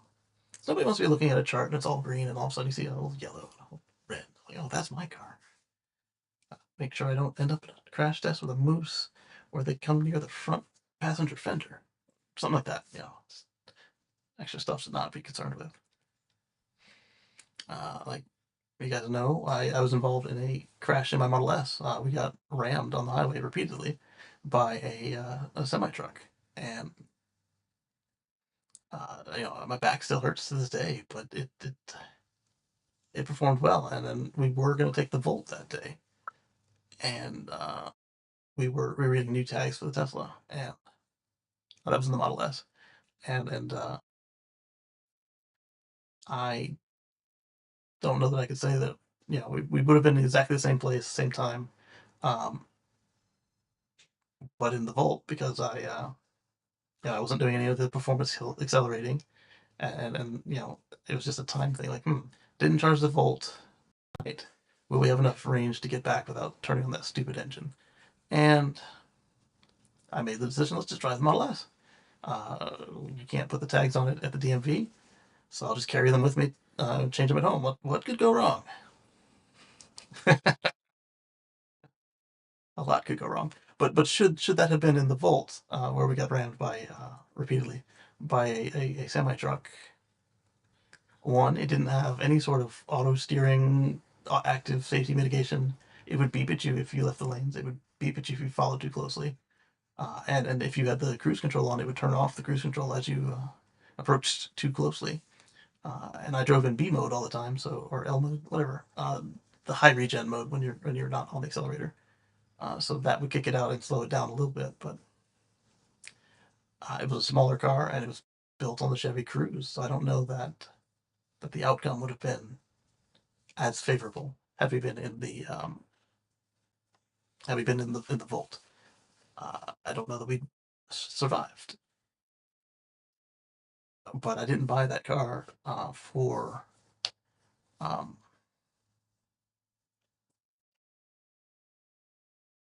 to make it easier on other people. I bought it for the safety of my family, and then all the other stuff after. It's cool. It's high tech. It's electric. I have solar, so I don't have to pay as much for daily driving. Actually, none at the time. That calculus changed a bit with the Model X. It's heavier. It's less efficient. Um, it had free supercharging for life, and it had plenty of the 8-year unlimited mile warranty remaining on the powertrain and the battery. So but I always look at either the safety of the brand or the safety of the particular model before I go buying a car. I have bought some first year cars that don't have the full report available, but like I can look at the last one and I can look and see if there was a new test done. Like at the IHS, they've added headlight tests. So it's like, is there anything I can do about the headlight tests? And if nobody has any data, no. But if I see how there are other cars that were refreshed um, after the test came out, as the test was being finalized, and see how they did, then I can feel comfortable with how a new model will be. Like I bought the 2012 Civic Hybrid. That one I bought as it was done. The tests weren't finished on it, but I had the 2008 Civic Hybrid, and I liked it, and I knew where they were going with that. So I also knew it wasn't going to be green across the board. That was rare back then, until the S came out. But so that all that to say that safety is one of my primary motivators when getting a car, and I don't do it to save money for other people. I don't do it to make repairs easier. I could care less if the car is completely totaled if my family comes out alive and you know maybe a bruise or two, but hopefully none of that either. And people say, well, how safe is it? Your back is hurt, right? Well, there's a executive saloon versus a Class 8 semi truck hauling a container from the port. Talking up to 80,000 pounds versus something that weighed 48 pounds, almost 5,000 pounds. So yeah, it was bigger and heavier than many. It was not heavier than like say a S class Mercedes, but it was definitely heavier than my Civic and the Volt. The Volt was like 3,000 and change even with the battery. And hopefully that whole ordeal is finished soon and I can show you the video of what happened. Because I had been rocking a dash cam and it's not done yet, so I can't share that.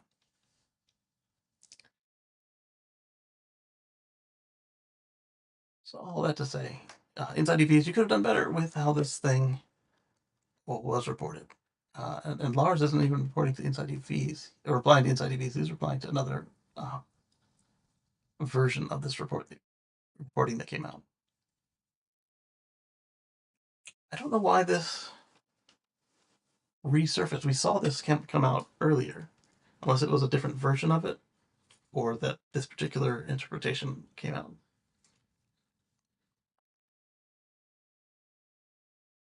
They are only focused on two Tesla models. Um, Something brought this thing back out.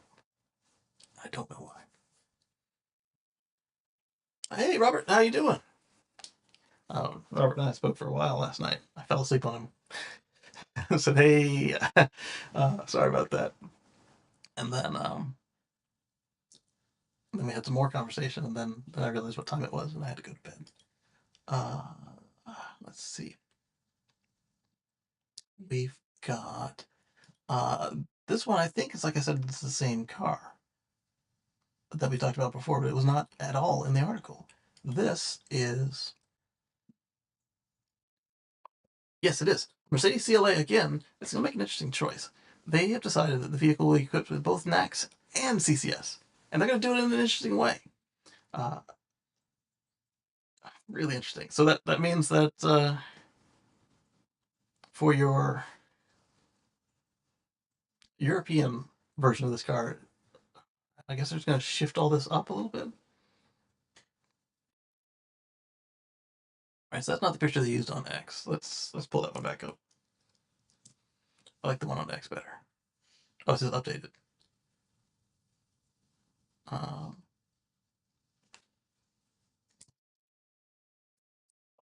I don't know the update because it wasn't updated when I read it. So here is the photo that was on the article that I found, and it looked weird.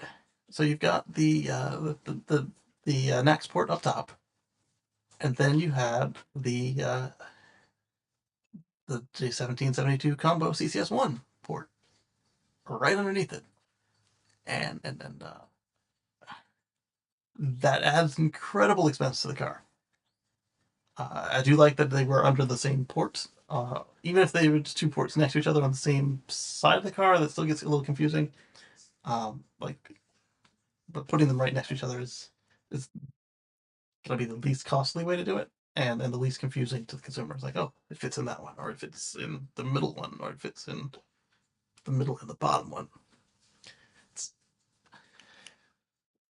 weird. But it also means that you don't we were talking about how with BMW I couldn't recommend their existing cars before the native NAC port comes out, or they say what their adapter story is. Uh, there is no adapter on this particular Mercedes. Although Mercedes did say they were going to send adapters, so I was fine recommending them. There was another one I was uncomfortable saying anything about as well because they didn't have a story. Um, it was a weird choice, and so now let's see what the update is to see if any of my concerns are still valid on that. So here's the new picture, which is just the J1772, so the Type 1 port, but not for DC charging. It's a lot cheaper to do it this way, but also, again, still a very weird choice. And it's still more expensive, not just in that you have two ports. When the NACS cable is connected on AC, there's a chance now then you have live power at the pins. So you have to mitigate that and disable the live power at the pins. Because a simple warning will not do. And the same is also true if you're doing AC charging and the NACS connector is just sitting there.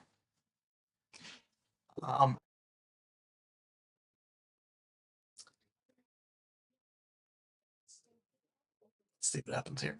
So the Mercedes CLA is the first EV to feature both CCS1 and NACS charging ports. But the ports are on the right side of the vehicle under the same charging port door. So hopefully it's the right rear. Do they show it? Oh no, right front is what we want. We don't want the right rear. Right front. So this will play in later with some stuff that we talked about with Tesla. Um, Same charging port door. CLA will debut next year with fully electric and hybrid powertrains. Yes. Correction and update. The Mercedes-Benz officials initially told Inside EVs and other outlets that the upcoming CLA class will be equipped with both CCS1 and NACS fast charging ports.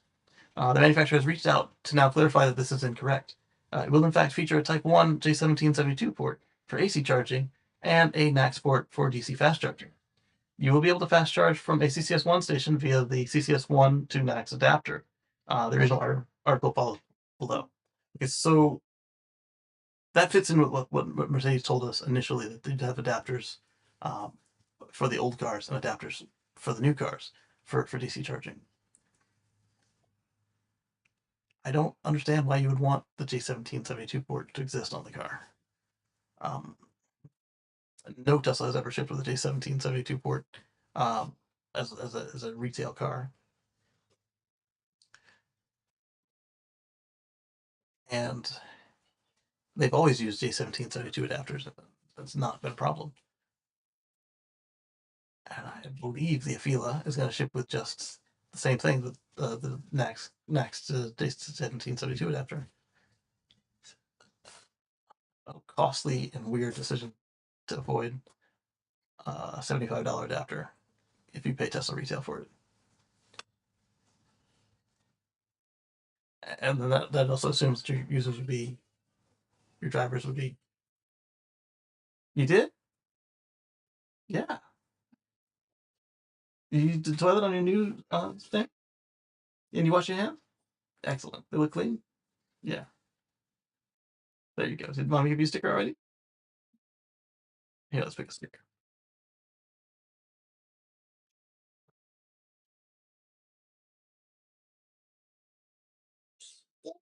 Yeah. It's broken. That's right. Do you want it? That's the same guy. Yeah. Just You want this one? mm, No. the same. Yeah, the same guy. The same. That's right. But which one do you want?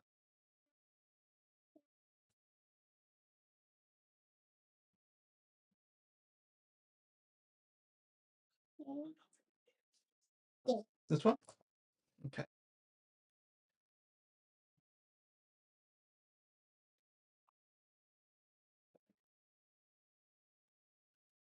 There you go. Can I ask you to get more drink, please?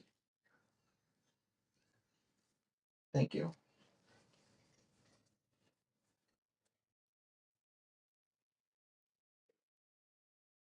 So, having the adapter, unless you already have a large install of, of of the Type 1 port, I don't know why you'd want to put it directly on the car instead of using that adapter in the few cases where you need it. Having both fast charging ports, that makes some sense. But again, you now have this thing on the car that you're going to use a couple times that will slowly go away. Versus the adapter on the new car that you will slowly stop using. Versus on the old car where you use it more and more.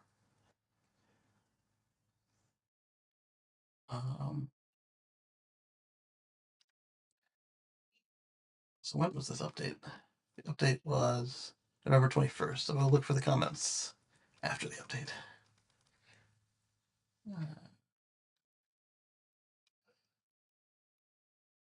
So the charge port's in a weird place. CLA MMA platform.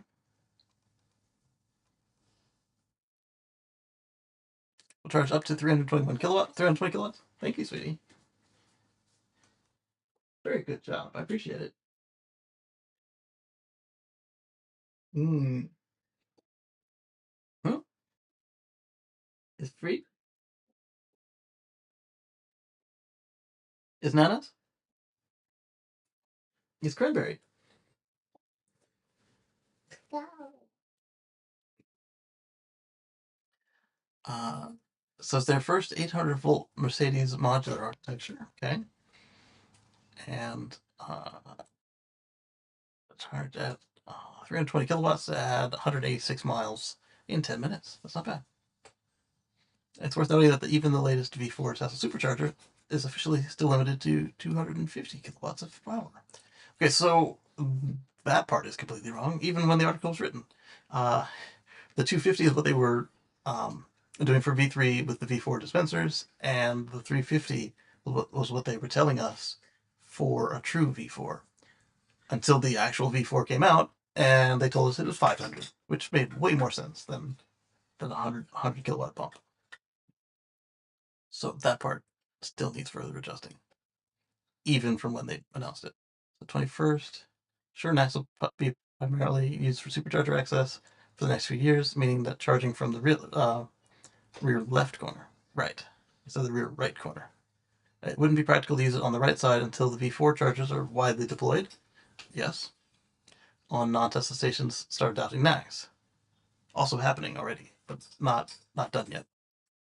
That said, while the updated info that the NACS will be used for all DC charging makes a little more sense. It does. Except that until the V4 uh, is more common, or so the V4 dispenser is more common, or something that we'll talk about later in the show, uh, it still doesn't make sense to put the port there. We'll talk about that soon. Yeah. Oh, you made me a spoon and fork soup with a teacup. And a sweet potato and pepper and cake. Oh, delicious. Thank you. More spoons for my spoon soup. Uh-oh.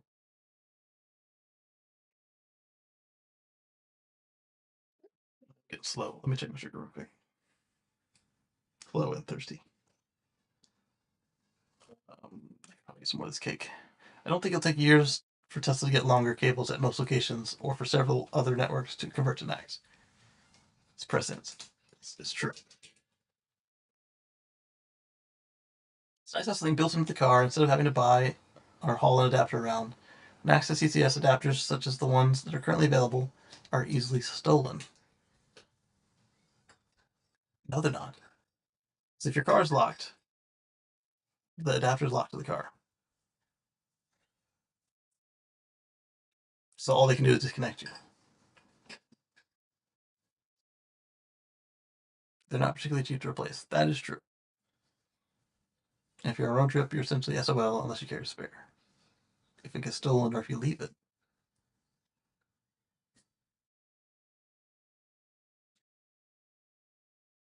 I hate to say it, but for some customers, this is going to be massive. Opportunity to use almost every charger in North America without fussing with adapter is going to be attractive to some. Yeah, like a traveling salesman or something. To be clear, as an experienced EV driver who's charged a supercharger with an adapter, this is very close to a non-issue for me. But for a first-time EV owner, I'm sure it would look very attractive. Yes, yes, it would. Great to see the port is on the side of the sidewalk. Makes for super easy street side charging, which is a thing to some people, like RJ Scarange and this guy. Not to say that I haven't street side charged before, but like I said, um, 2 times since 2012 in hundreds of thousands of miles. It's just not a concern for my use case. I suspect most of North America.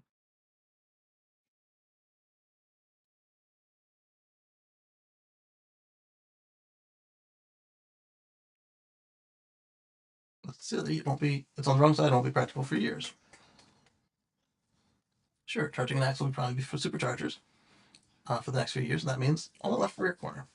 It will be practical to use on the right side until the V4s are available and non-Tesla stations start adapting NACS. That said, with the updated info that NACS will be used for all stations, it makes a little more sense. Agreed. All right, so now that update has happened, I don't need to say any of the stuff I'd planned to say about this monstrosity. Continuing on, we've got the US's first onshore wave energy project gets a green light, reported on by Electric. We have this nice drone view, and we'll see if we can't snag any stats and move on.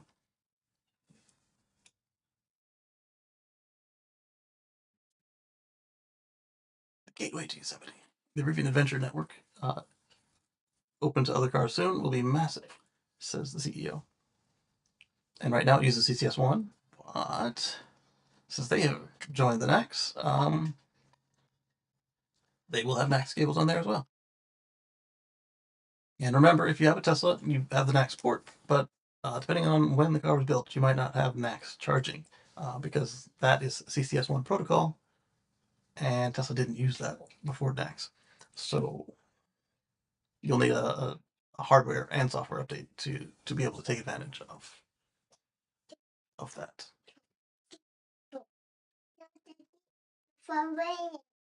Tell it 5 minutes. If I tell mine 5 minutes, then everybody else's is going to hear it. And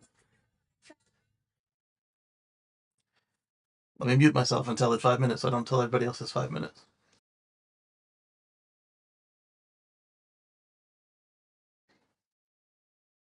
It didn't listen, sweetie. I told it didn't go. All right, I'll mute myself again. Starting now. Mm-hmm. Okay, so this is a nice drone view of this onshore wave project. Eco Wave Projects, NASDAQ Wave, has secured the final permit from the U.S. Army Corps of Engineers to install its first onshore wave energy system at Alta Sea site in Port of Los Angeles. Interesting. This pilot project will be the first of its kind in the U.S. Nationwide permit 52 for water-based renewable energy and generation pilots. We're going to install 8 wave energy floaters on existing concrete wharf at Municipal Pier 1, including an energy conversion unit housed in 2 20-foot shipping containers, so 2 TEUs, and they're already on site and ready to go. And now the stats, please. They're telling you how it works. It's hydraulic pistons, it's that and the other. Started in 2004, 24, sorry. System in Israel.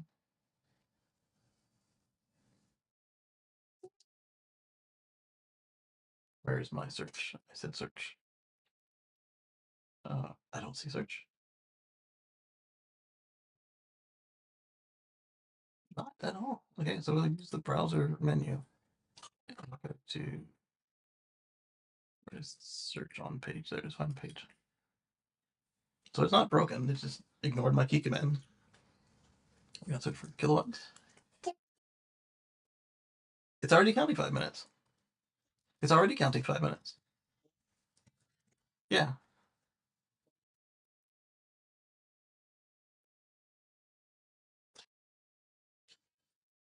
Not bed. It's a couch. And where is it?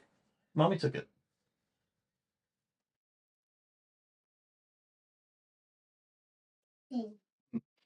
She wants my couch back in here.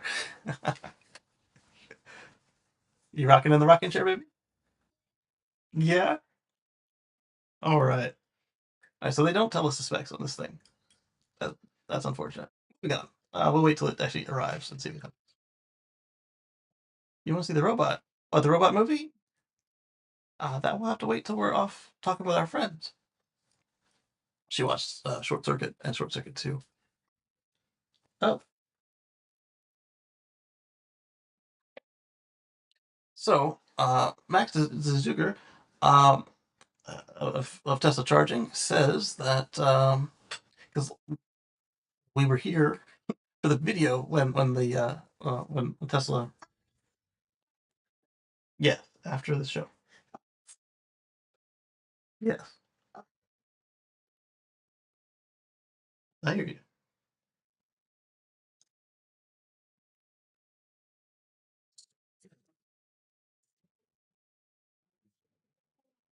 So on the 14th, the video came out in the brief announcement about how the V4 superchargers are going to be implemented, like the real native V4, not the V3 pluses with the V4 dispensers on them.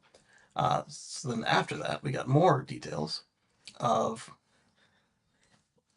that the posts. We already knew about that they could do the 500 kilowatt peak, but you need less than 1 megawatt across 8 posts to deliver maximum power to 99% to cars 99% of the time. What did you get that for? You already got to sticker for going to the potty. Okay, you can go to the potty again. Okay, we'll go to the potty.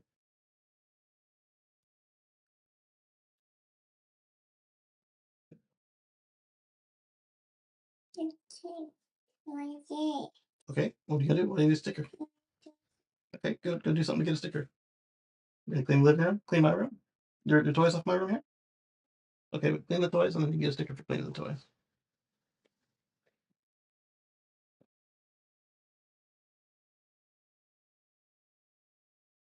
See all these? Yeah, all these toys. Can I clean them?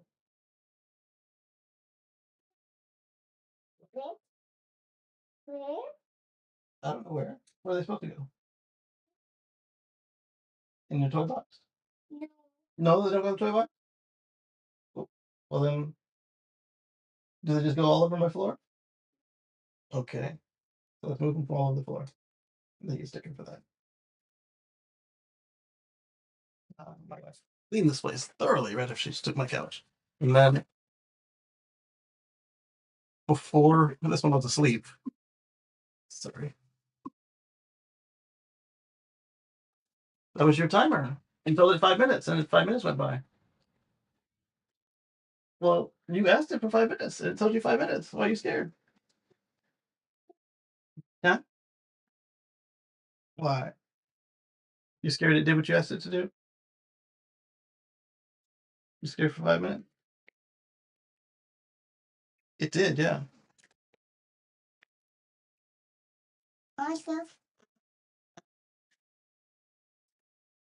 Yeah, it done. Yes. So, to do the 500 kilowatts, you only need less than 1 megawatt going into the station. Obviously, to get the 1.2 megawatts out for the Tesla Semi mega charging, you'll need at least that much going into it, at least 1.2 megawatts, unless they've got a battery backing session for it or something.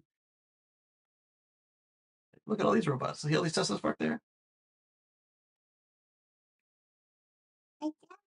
It is a jig, so that when you put your screen protector on your phone, um, it will go on there straight. Our last phones came with free screen protectors, and Samsung included a jig so that you do it right, which was thoughtful, so that it's not crooked, and then all you have to worry about is bubbles. But they came with two screen protectors in the pack, and we're still in the first one, so I kept the jig around. Should we need a reapplication? But since we're on that annual upgrade plan, I don't know that, I think the new phone comes out this month, so who knows if we'll ever get to that. Okay, so next, what are you doing? She's sleepy. We talked about no more bus bar between the cabinets. Did we talk about that on the show, or did we talk about it on Tesla Live? But anyway, there's no bus bar between the cabinets anymore to share power across the site. They determined that reduced the cost. And then the cabinet efficiency is up 2% over the previous models. And superchargers already deliver 5 terawatt hours per year, 100 gigawatt hours. Well, you can't take my camera control and then get down. You can get down.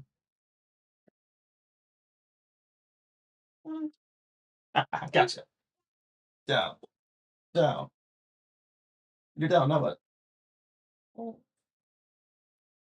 you gotta let my hands go. There you go. Just clamped her armpits on my hands. I don't know what her mom's burning in there. Smells like garlic. Oh, she closed my laptop for work. Good thing it rebooted for fetching, so I don't actually need it on. Um, but they deliver over 5 terawatt hours per year in energy to the cars, and they have 100 gigawatt hours per year in waste heat that can be saved. And they're going to start that with this. Nice. How about the existing sexy fleets? All right, so like I said, we're not done with this. There's stuff with charging that we're going to talk about. Copy this one.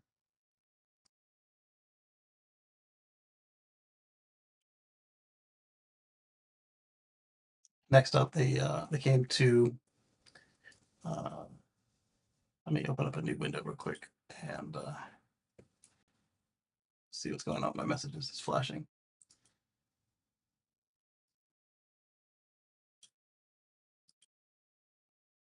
Let's see. Oh, I don't have a mouse at all. Thanks for the help back. So now I need to find another application to click on. That's not Edge. To get Edge to behave. I don't know what does that. I already uninstalled the Alt Tab program. Oh yes, I don't know if I pulled this one, Anders. I don't know if I did, but I will take it from you now, and we'll talk about this one. Um, we'll talk about this one after we're done with the Tesla V4. All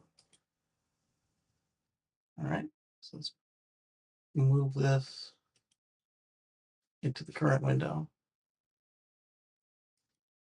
and then go back to where we were.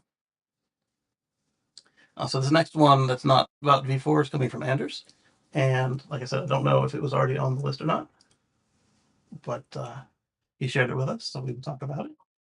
But like I said, let's finish up first with the V4.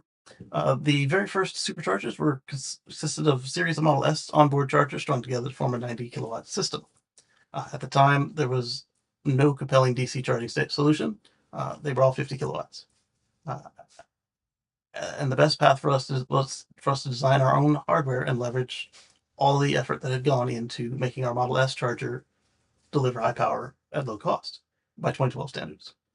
Fast forward over a decade, and Tesla still continues to push the industry forward with high performance charging hardware in support of our mission. Like they didn't just evolutionarily it's not still stacks of Model S chargers, just slightly better. They've redone the thing. More importantly, charging an EV is a problem of the weakest link in the chain and requires developing and improving the entire ecosystem, from hardware and software on the car to the equipment and construction of the new sites, and even the routing and planning of vehicles to allow for max throughput and efficiency of the network at the network level. So the mothership, the stations, the construction, the connections, and the cars, everything is working to maximize this. And they're working on doing all of that together. So we're continuing to think of many little things as possible, so customers don't have to think much at all when it comes to charging their vehicles. And I suspect that all of this will play into, assuming that their wireless charging is capable of fast wireless charging, that this will play into that as well. And I suspect the connection will be that that the fast charging pads will be doing either or situation, whether it goes to the dispenser or to the pad, if they work that way. Really, is a seamless system. I've once traveled across the country in a non-Tesla, having to use the other fast chargers, and Tesla definitely has the superior reliability and consistency. Thanks for all the hard work. All right, so they're not done yet. I've got more, and I would think I put it in the right spot, but we'll see.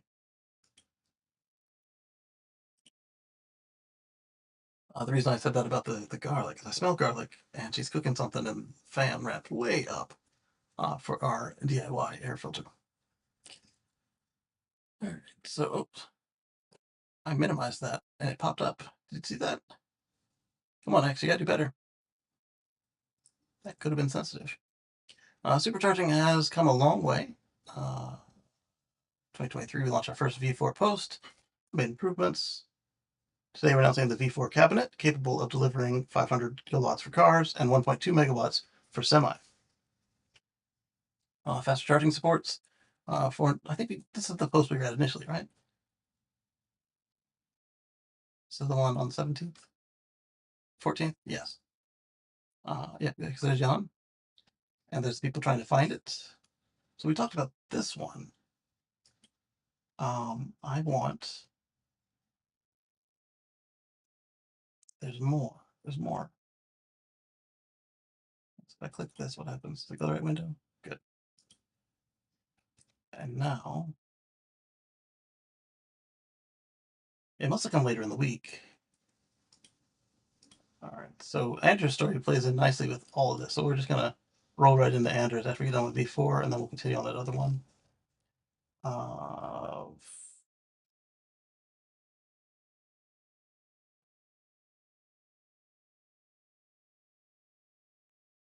so like they're talking about mothership, but that includes the app in your hand.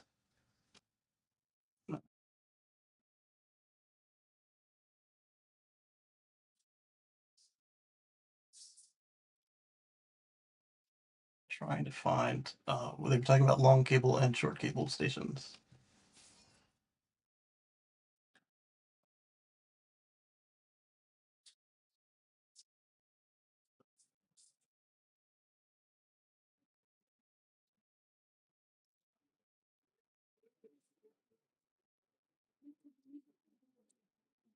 There we go. Got it. Also by Max DeZeger. We'll go there next for sure.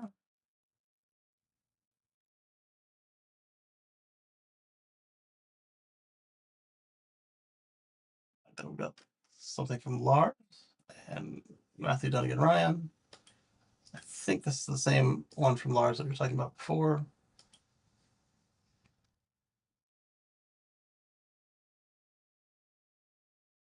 Okay. Just scrolling back up in the document to where I was. And then we'll continue.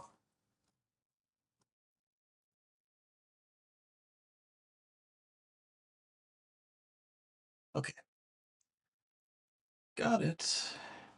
All right, so Max says that the updated stall availability algorithm is a big improvement, with nearby refresh rates now at every 15 seconds. So you may have noticed as you're driving along, your car will tell you who is charging when. This is all responding to Tesla charging on the 22nd for how they're going to improve charging even further. So let's start with that, and then we'll look at Max's addition to what they're talking about. So EV charging for all. We opened our supercharger network to be helpful to all EV drivers and car manufacturers going electric. However, different charge port locations on other EVs aren't great when charging on shorter cable superchargers. Yeah, sometimes it's not even great with a Tesla. And I'm not talking Cybertruck, which stretches the limit. I'm talking about just with the Model X. There's some stations where the cable is as long as you'd find comfortable. Uh, the shorter charge queues. Excuse me. Below our recent efforts to continuously improve the charging experience for all drivers. So they're making stall availability more accurate than ever. The latest Tesla software update, and Tesla update in this case means the car, the stations, and the app, and of course the mothership. But that doesn't. It's not really. It doesn't really have a version. It's kind of just always there. It does have versions, but we're not aware of updates to them. It just happens. Where are we? The latest software update improves the accuracy of the stall availability estimates. We can detect when another EV with a charge port located somewhere other than the rear left or front right is plugged in. So they're talking about like the Mustang Mach-E, Ford Lightning, and many, many others. If they're charging, they know that that is unlikely to be. It's likely to use up two stalls unless you catch it like on like they know. I will say this later, but they know the layout of all their sites, and so if they see you on an end where it would be impossible for your car to normally charge. They know that you've strung the cable across and that spot next to you still is open. But if you're in the spot next to the one, then they know that you're just doing the normal thing and that now both spots are gone.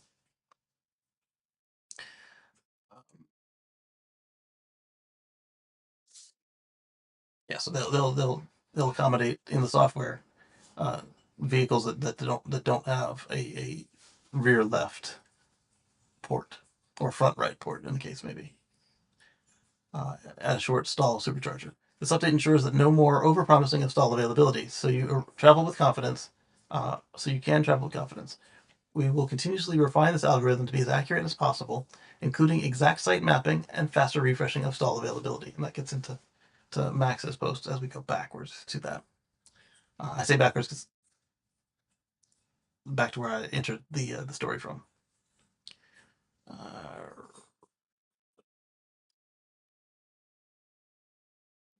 Increasing the number of longer cables means that the V4 ports can serve all port locations uh, within reason. You can see a photo I took.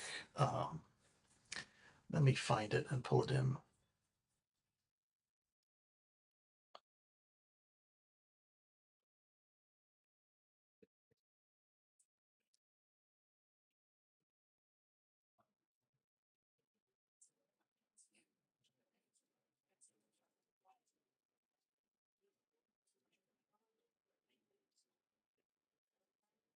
The Google photo search is quite sharp.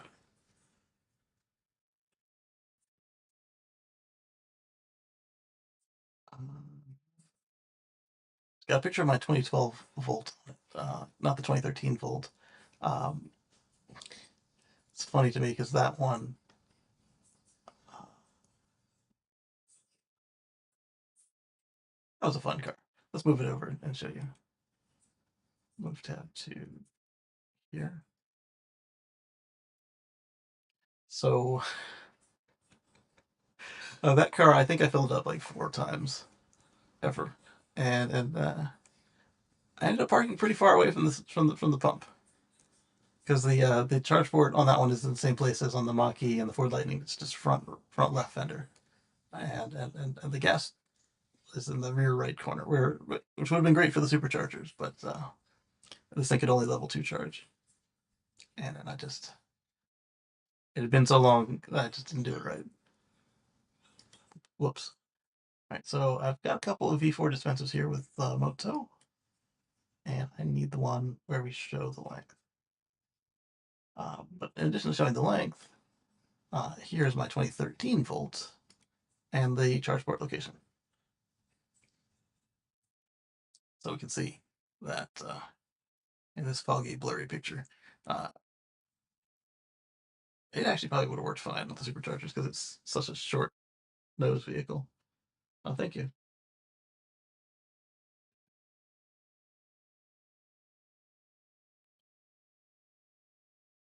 Oh, I feel like I'm eating on stream. um, yeah, so that's the 2012 volt charging. But what we were actually after when we put this query in, like I said, it did do a good job, but it also found some just irrelevant stuff. This is the V4 dispenser's cable length. So we can see that unless the charge port is in the middle of the side of the car, like in between the driver and rear passenger doors, on either side of the car, you should be able to get this done. If it's a nose, tail, fender, or the rear right instead of the rear left, or the front left instead of the front right, it's got you covered. That's still with a little bit of slack in it, but you can see the angle's not exactly clear. Let me see if this one's any better. Uh, you can see that we reached the almost the rear edge of the front door of the Model X there, and you can see that it's got a nice little loop where it's reaching the Tesla port on the Model X there. Let's fix this. That's another more straight on angle of the full thing. It's still and that's without even less stretch to the cable, so it should be able to reach more places readily. And this is at the first V4 dispenser in Columbia, South Carolina. Let's go back to Tesla charging.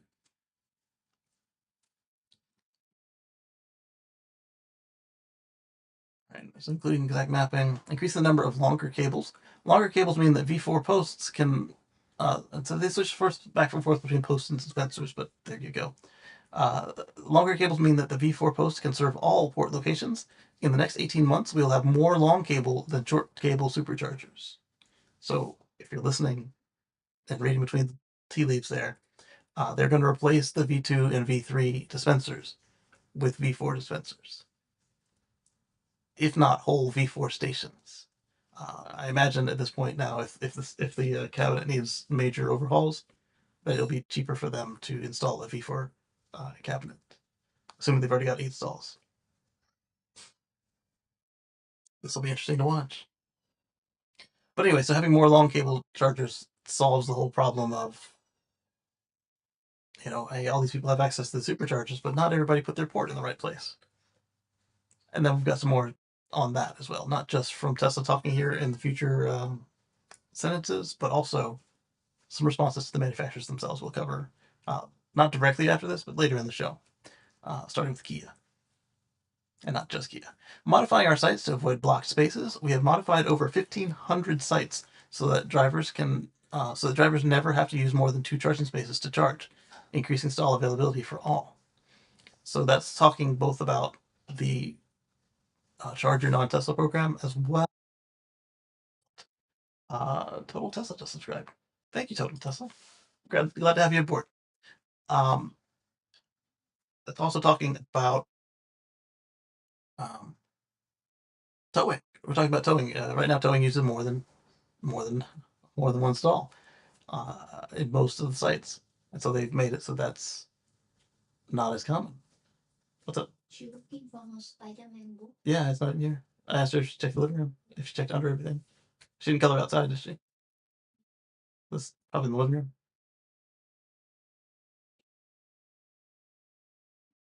She remember she was looking for the Spider-Man coloring book.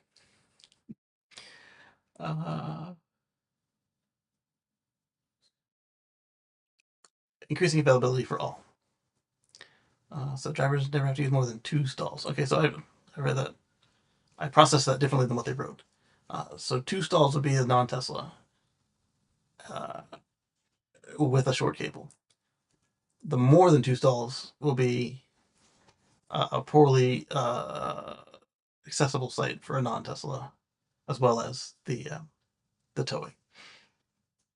Encouraging the best port locations. That part right there. So since opening our supercharger network in Europe in 2021, we've encouraged car manufacturers to transition charge port locations to the rear left or front right.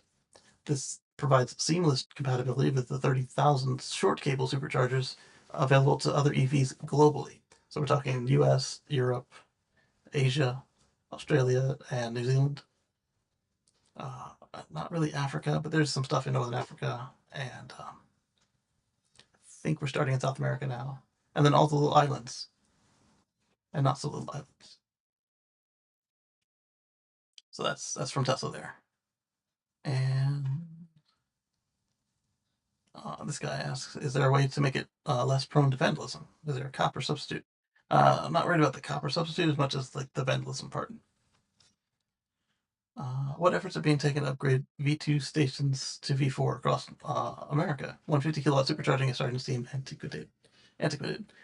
So I'm sure it supports it, but there's no reason to put a V4 dispenser on a V2 cabinet. And by it supports it, I mean the cabinet probably supports it. I don't know if I said that backwards. I know the post will probably support it. I don't know if the cabinet supports it. It's a completely different connector. At least um, the V3 cabinets understood there would be liquid cooling. The V2s aren't expecting any liquid cooling. So I'm under the impression that not just the posts are being updated, but also the cabinets. Maybe not a V3 to a V4 cabinet so much, but definitely a V2 to a V4. I see that. I see that coming. So Max was then saying that in that software side of it, with the monitoring the usage, we're doing it now every 15 seconds with the mothership, and we know car types plugging in and have mapped out supercharger site layouts to know which stall is not available as short cable sites. Your Tesla's touchscreen now shows more accurate supercharger availability, and it will only improve more. Our goal is to turn any range anxiety into range confidence. Most importantly, the landscape is already quickly transitioning from the majority short cable posts, V2 and V3, to long cable posts, V4. So even though we just saw them open up a bunch more V3 short cable sites, expect them to get swapped out. Not necessarily swapped out the cabinets to V4s, but swapped out the dispensers, the posts to V4. Kyle says you guys are crushing it. Appreciate all of the hard work. Supercharging team is the GOAT. These are fantastic changes. I thought I'd share that when you published this article, I was out eating dinner with my teenage son. I had him read the article, and I wanted his opinion.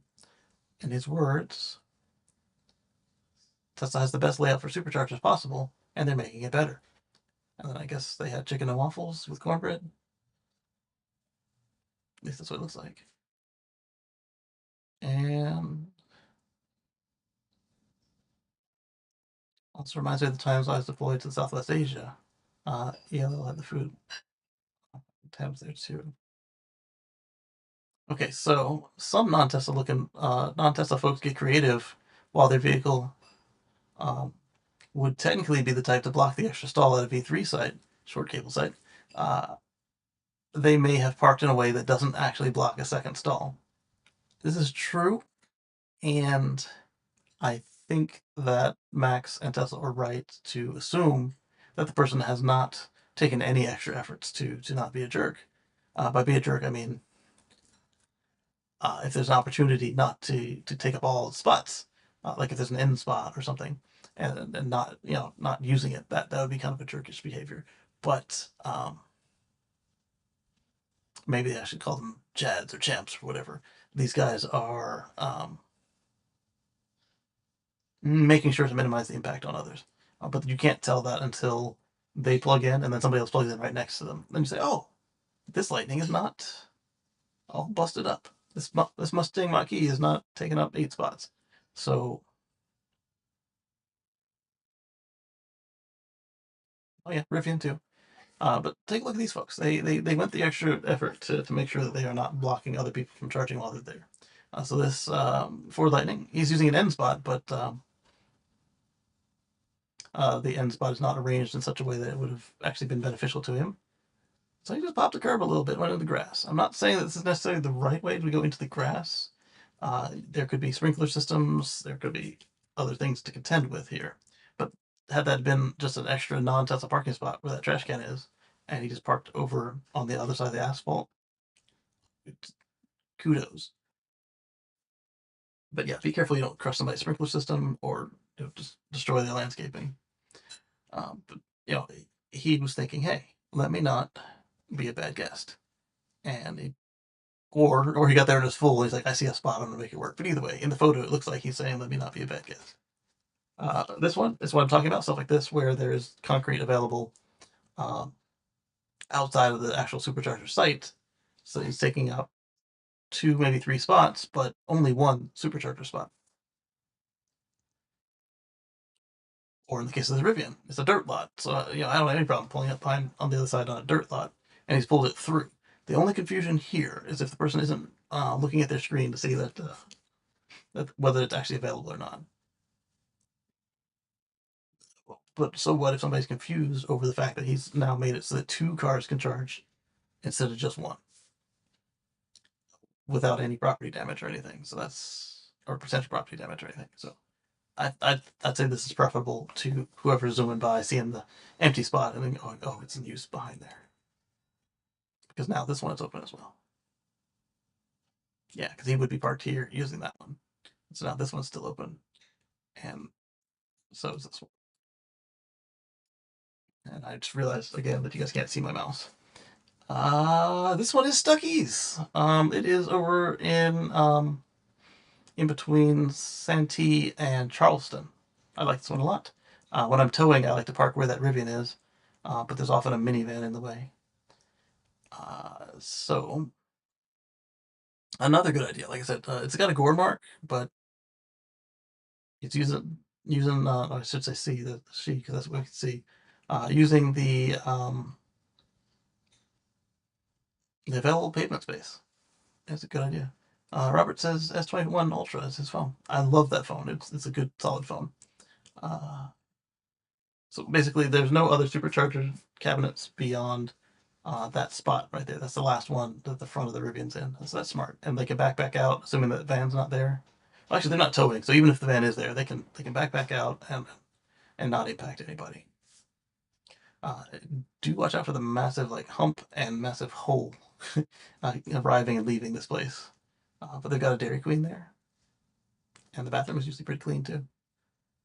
Does the algorithm adjust for that initially after initially blocking out the stall? I would say that it depends on if the system sees something weird, like hey, this spot's not available, and then a Tesla starts charging there. They can assume that either the Tesla has gone into the grass or that the person has taken extra effort to make sure that the stalls are open, which is thoughtful. So I think that was it on what I already have for the V4 superchargers. So let's then go to make sure. So there's Max, there's Tesla charging, some Lars. Um, we already talked about this one from Lars. It just got separated from the other article. All right, so no, we're still on charging, and Anders' post is also on charging, but it's not on the same. It's very related. It's very related, but it's more localized than just a general charging update. So Tesla Charging says that with the new Tesla app update, you can report issues at Tesla charging locations at any time. Our systems are already auto detecting charging performance, but sharing issues related to access, cleanliness, or damage can help us improve the site experience faster. So, for example, if you see a Tesla that's in the charging spot, or not just the Tesla, but any car that's like in there long term, uh, eventually the computer will notice that hey, this stall has not been used at all when it should have been used at least once, and then they'll send somebody else to look. But you could say, hey, I charged here when I started my vacation last week, and on my way back, this car is still there. It's not plugged in. FYI. And then they can send a tow truck.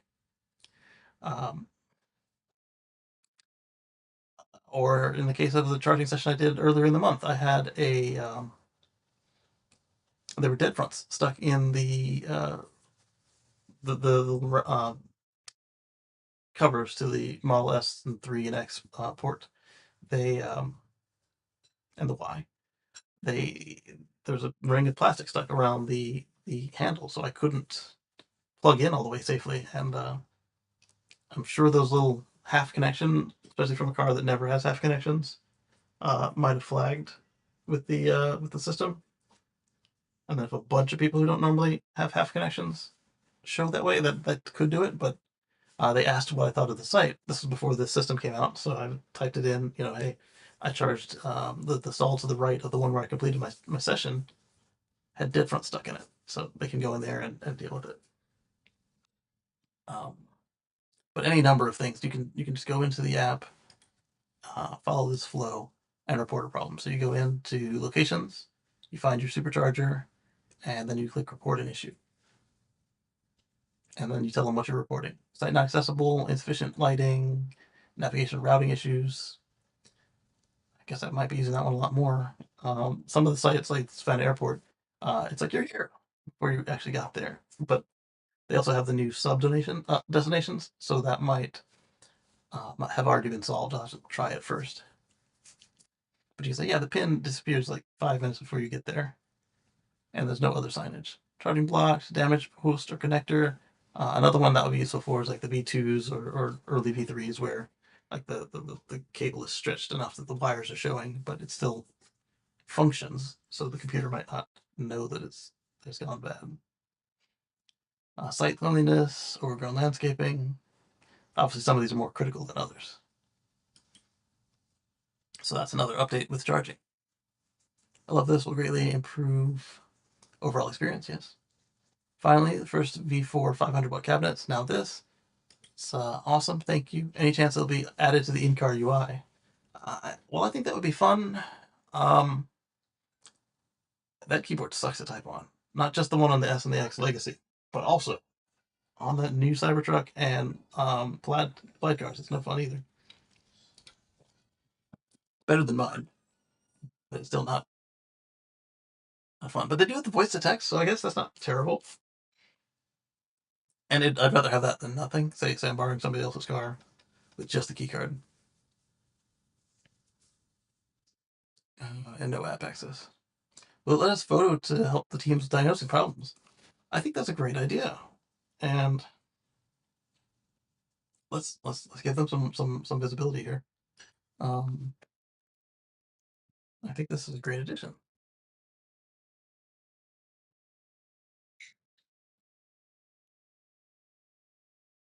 Why will a truck if it's something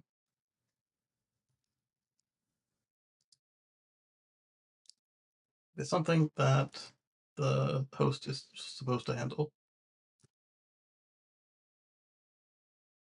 and you can pick up the phone instead.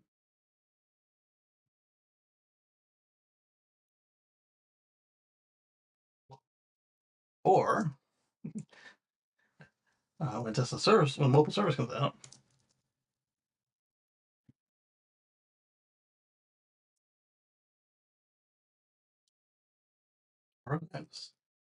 they'll have the correct part instead of also having to diagnose and come back.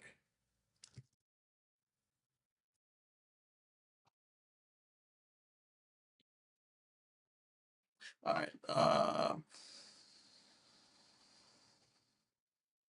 Yeah. Yeah. Okay. Accepting grammar suggestions.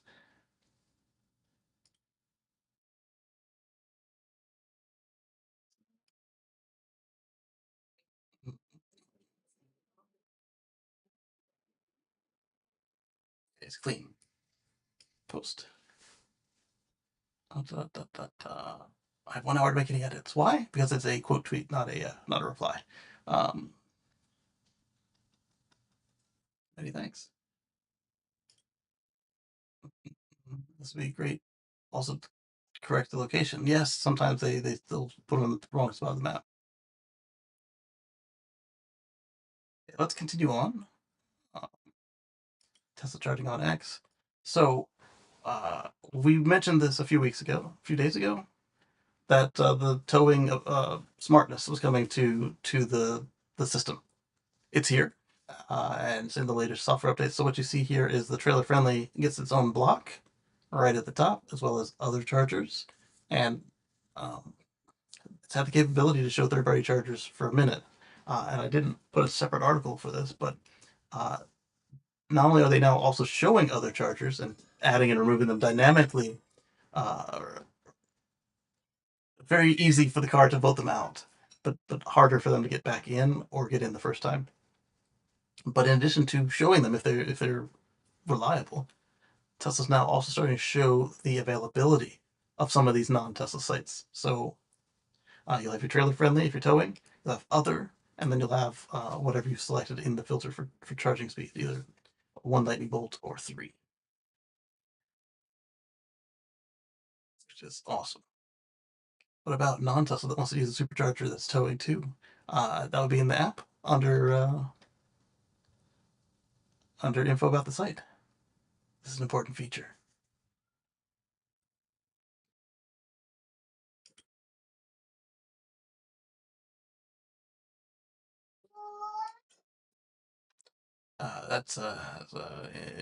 What do you call it? Clickbaiting and post engagement. Uh, does trailer friendly include pull installs in addition to pull through stalls? That's a good question. And yes, it does actually come with a proper version of this sign. It's kind of a gray version of the old Tesla signs. And it says literally towing uses last. Same way that they have on the disabled access, they have a blue handicap sign, and they have a little bar underneath that says, uh, disabled access or handicap, depending on where it is. This says use this last. But they don't have a little addition sign under that one because the whole sign is for towing. Towing uses last.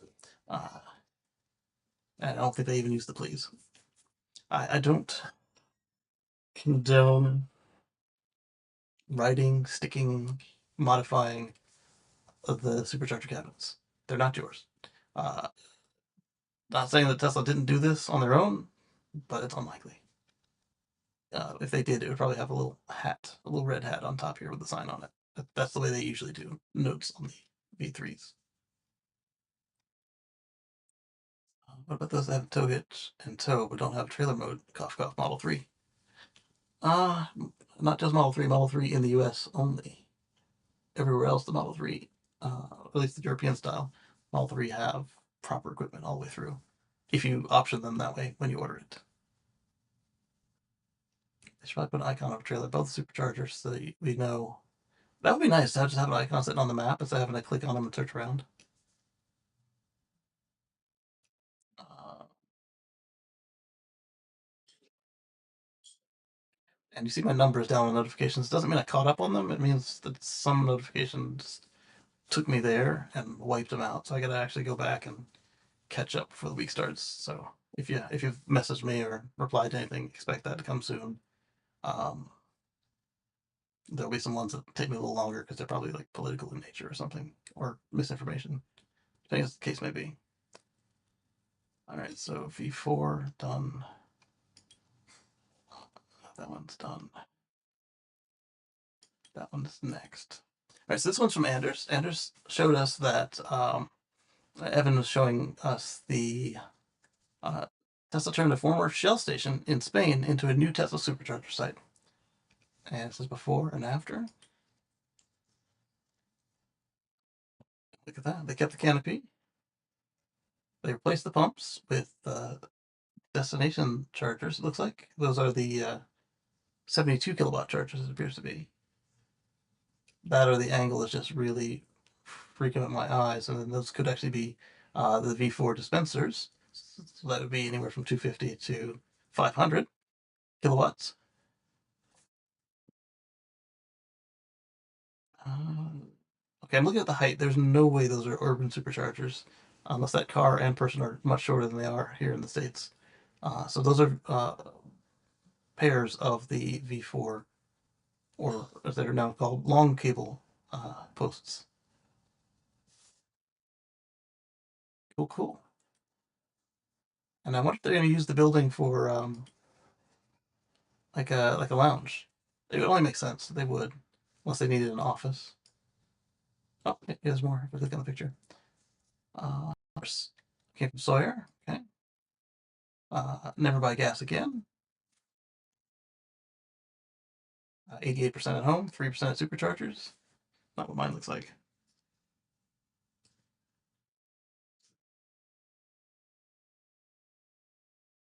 Despite working from home and Elon thinking that's immoral for one, uh, despite working from home, I still do a lot of traveling and not service. Oh, charging. Charge stats. So for the month,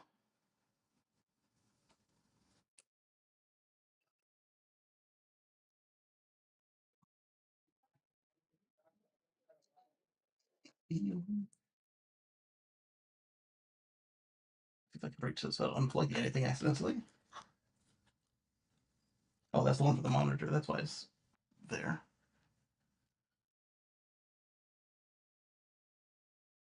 That's not the one I wanted.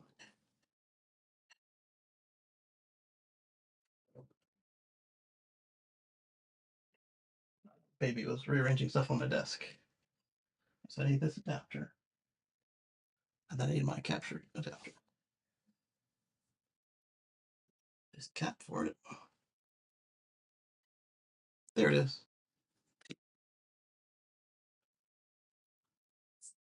Oh, it's already got its own adapter. So then I just need this. Oh no, I don't. I still need the Type C.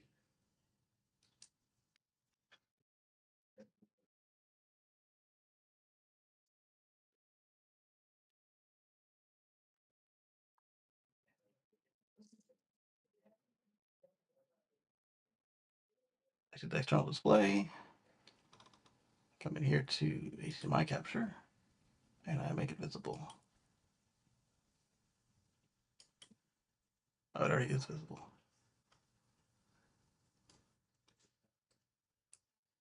Why don't I see it? Other box title, logo.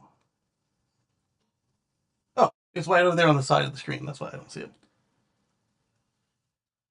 No, that's theirs, not mine. Mm, do I have to tell it which one?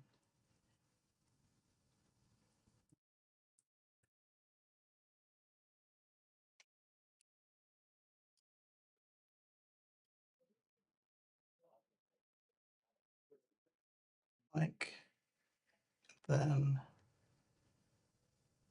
Oh, it's not there. So we'll leave it the way it was. I hit cancel, and then we'll hit cam link.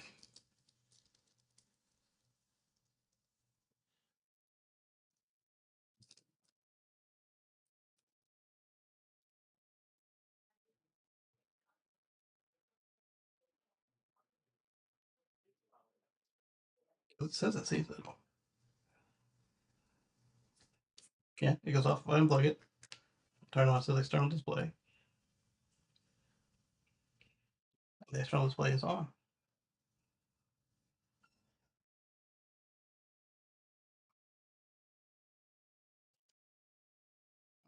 We did this properly last time without any fuss.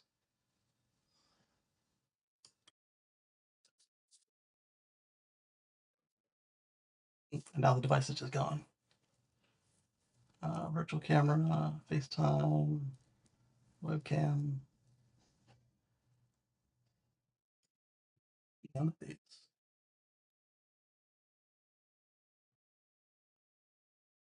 Maybe it's in my camera control app, but I don't think so.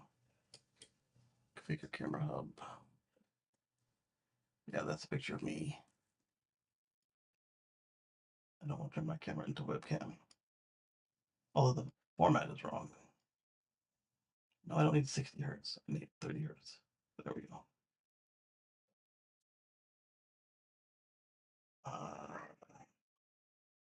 I'll close that.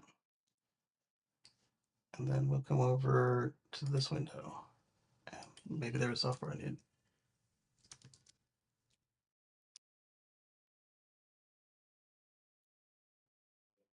We didn't use a driver last time, though. That's what is interesting to me. I don't want to buy a mount. I don't want to buy it. I want the software. Hide for now. Downloads.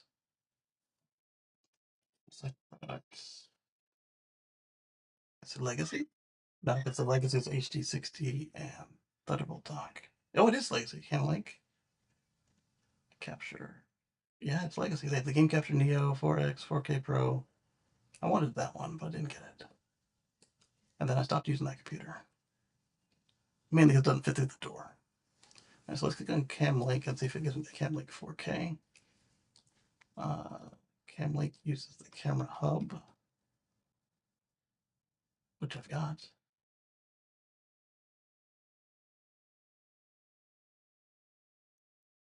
We were just in. Maybe I need to switch to camera hub. Let's go to the new one and see if that makes a difference. Capture. Let's go with the 4K Pro. No software at the moment. So this might just be down to the system not wanting to use it for whatever reason. Let's try it one time. Presets, no device, Basecam Pro, FaceTime, virtual camera. None of these. We'll go into the camera software. If I don't see it after that, I'm just gonna hold the phone up in front of the camera. But why do that if we don't have to? Oh, that's cool. They show you the various. I like that. That's new. That was a Mac feature for the showing like everything that's like streaming. That's neat. So I open the camera software again and it shows up on what screen? Oh, allow to connect. Yes. Was that our problem the whole time? The safety crap that Mac added, even though like none of their business.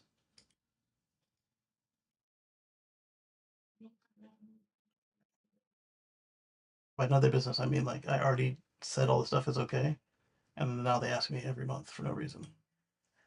There it is. Okay. So now I go back to the streaming software, and they didn't pop that to the second time I opened the software. Come on, Mac. You guys are supposed to be so easy and creative and just making things hard.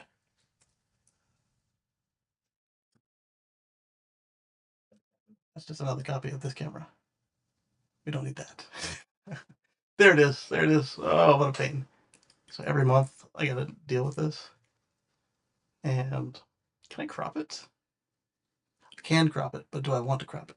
I don't, because if I crop it and then I want to share something that's widescreen, I'll forget. So for the last 31 days, you notice there's a big gap on this particular car. It didn't charge at all because it was at Tesla getting a new main battery pack. So 71% at home, 29% supercharger, 0% other, 0% at work. Um,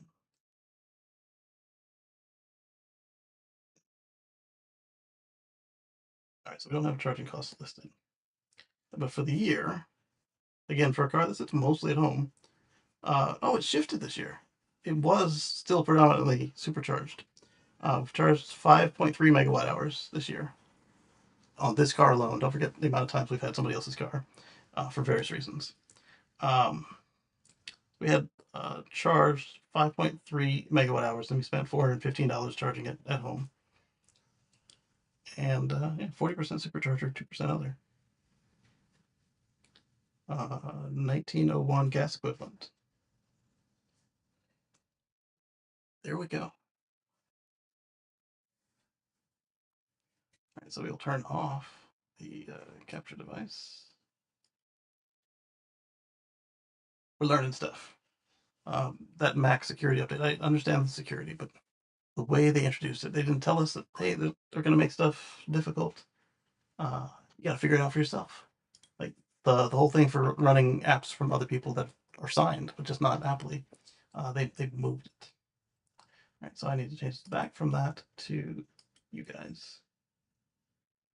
And there it goes. And put that correct. And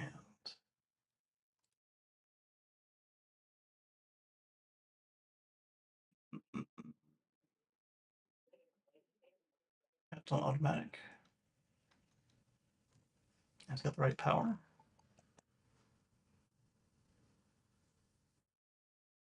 There we go. So now we'll come back to you guys. And we'll continue on. So this guy, he's mostly a home charger. And let's go into the Sawyer's post, and then we'll go into the guy who put it up there, before and after. And then it popped that thing up again.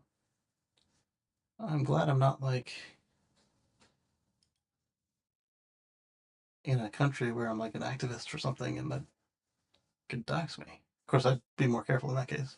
Um, Passed in prison. Very crazy. So that's what it was as a shell. Okay, so now we see that the convenience store is off to the other end of the island. It's like pointing at it.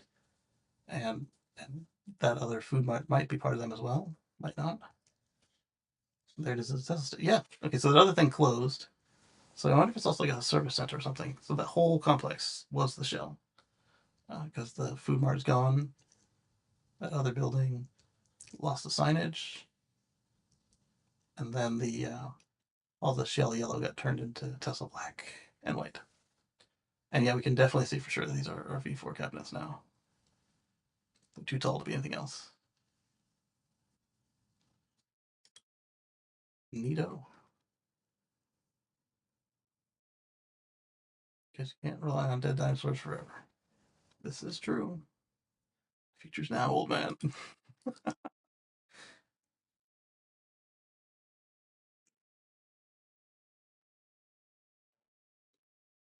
No, it's not the most efficient use of resources, but Tesla should design more charging stations like gas stations. So it'll be a signal to the people that don't understand EVs that they are taking charging seriously and replacing gas stations. It catches the public's eye. You have a point there. That you do. So now back to one more Tesla Energy post before we continue on with the rest of the stories. Tesla Energy in Italy. If you're an Italian homeowner, you can get a 50% deduction on Powerwall 2 when installed before December 31st. We're talking thousands of dollars. And I figured that was worth bringing up. It was no mere sale. It was like, and not like a weekly promotion or whatever. That's 50%. I was going to skip it until I saw how much we were talking about. How much we were talking about. A lot. A lot of money. Da, da, da. VinFast starts deliveries of the VF9 three-row SUV, and Electric got a drive in it. EV goes to add 480 EV fast chargers at Meijer locations across the Midwest. That's MEIJER as the gas station slash grocery store combo. And then you've got Teslarati has a post about Tesla introduces Giga Small House, a completely solar and Powerwall backed building and display at Giga Berlin. I figure we can look at that one for a moment while that loads. Stellantis unveils the new frame platform for Jeep and Ram EVs, unlocking up to 500 miles range. We'll see when it gets here because there's more Stellantis to go.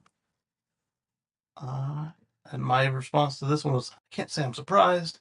Ram's first electric pickup truck is delayed. Here's when it will now arrive. Um, it wasn't delayed much, so we'll go ahead and we'll load this one up as well.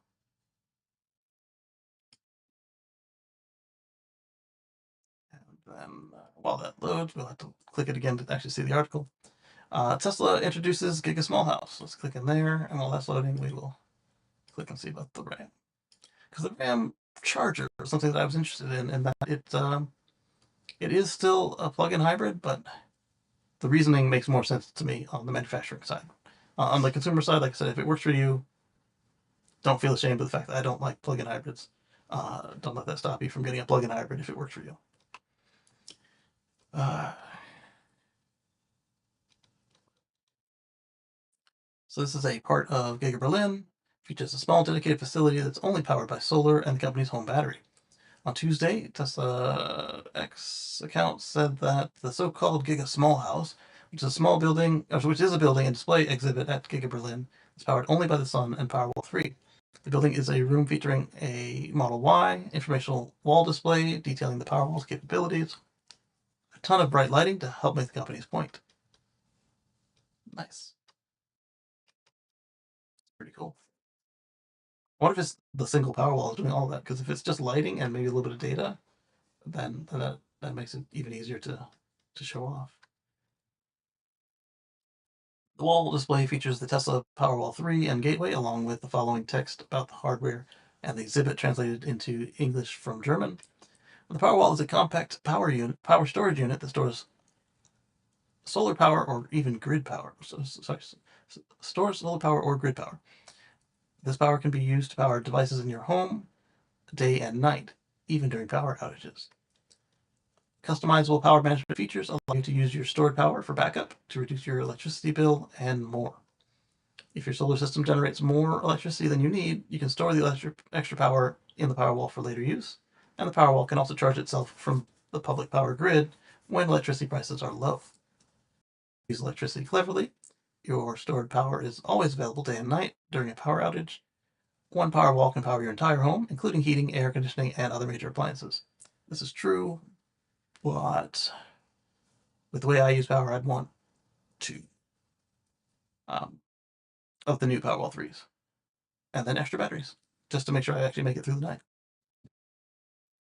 But you can see server rack behind me there, and I'm a no typical user.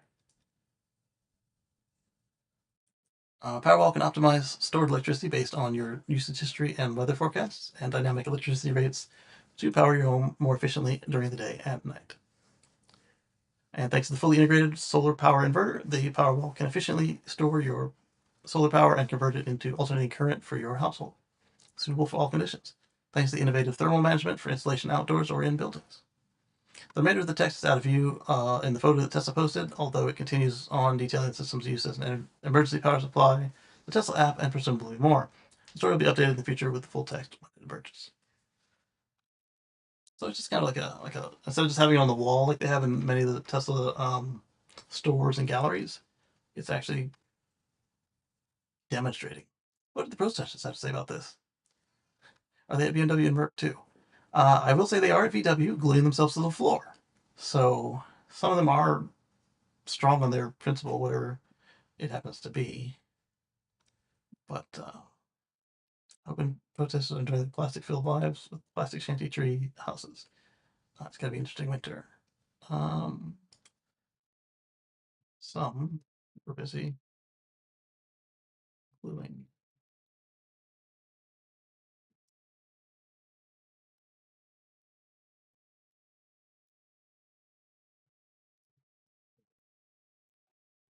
Floor at VW. I don't recall if that was the factory or showroom. Uh,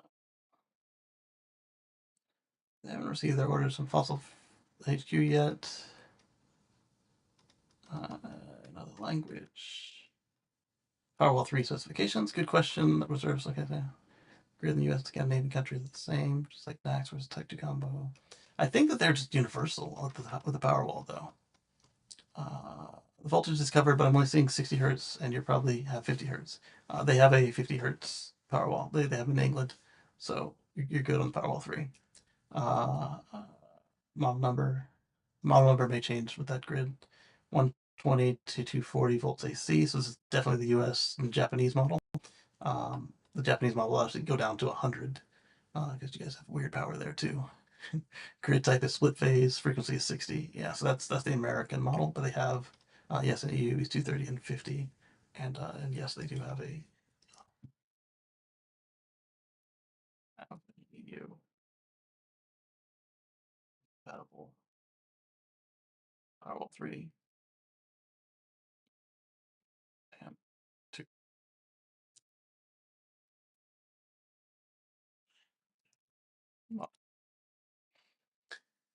I think that either my Twitter has gone way behind or it's buffering again. Let me. Okay, no, it's gone way behind. Why?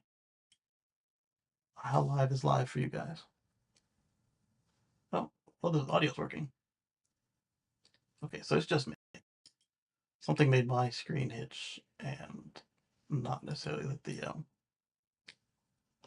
theirs did. Okay, so the Ram's first pickup is delayed. Here's when it'll now arrive. So I don't know if this is the EV or the Ram charger. Let's take a look.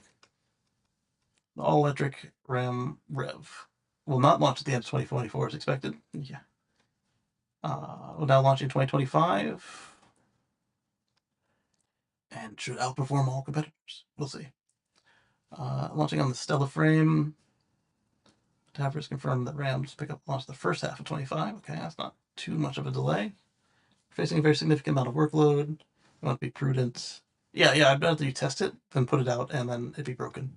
Just test it, fix it, get it working. That's all we need. Um, what about the RAM charger? 168 kilowatt battery pack. RAM rev is expected to have a range of over 350 miles. Maximum towing capacity of 14,000 pounds with a 2,700 pound max payload. So it's like everybody who brings out their EV pickup just tweaks theirs after looking at everybody else's homework because Tesla was the last one to do this, and the Cybertruck just barely nosed out most of the competition for stuff they could do with their size battery pack. And then looks like Ram is doing the same thing. We could tow a little bit more and a little bit further with a little bit more battery pack. Everybody does do the 200 kilowatt hour battery packs that GM did for the GMs because that's expensive. Um, but you can't do it with a 100 kilowatt hour pack. So that's why Tesla did the 123, and that's why Stella is doing what they say 160, not 200. The more than 120 and the less than 200. Talking about fuel economy regulations, but that shouldn't be a consideration of yours if you're trying to sell the EV to be an EV. Top comment by Michael Wolf. Unfortunately, delaying the Ram Rev by about 6 months probably also means that the Ram Charger will also be delayed by at least as much. In my opinion, the Ram Charger could be a vehicle with more market than the Rev. Absolutely. The Rev has competition, and I don't think there's another pickup truck announced that directly competes with the Ram Charger. I agree. That one should have been first. I don't know why I was under the impression that it was first, but that would give them some runway and some elbow room. If they come out with the Ram Charger, they're gonna be in a crowded field, and they're gonna have to be above and beyond. They can be. We've seen all the awards they won with the first version of this Ram, or last Ram, I should say. But now we get to find out if it's a fluke or if they really know what they're doing. Um, I think that's all we need on the truck. Continuing on. Uh, why we opened in the wrong window? I don't know. Stupid computer. We were doing nothing on that screen. Why did you go over there?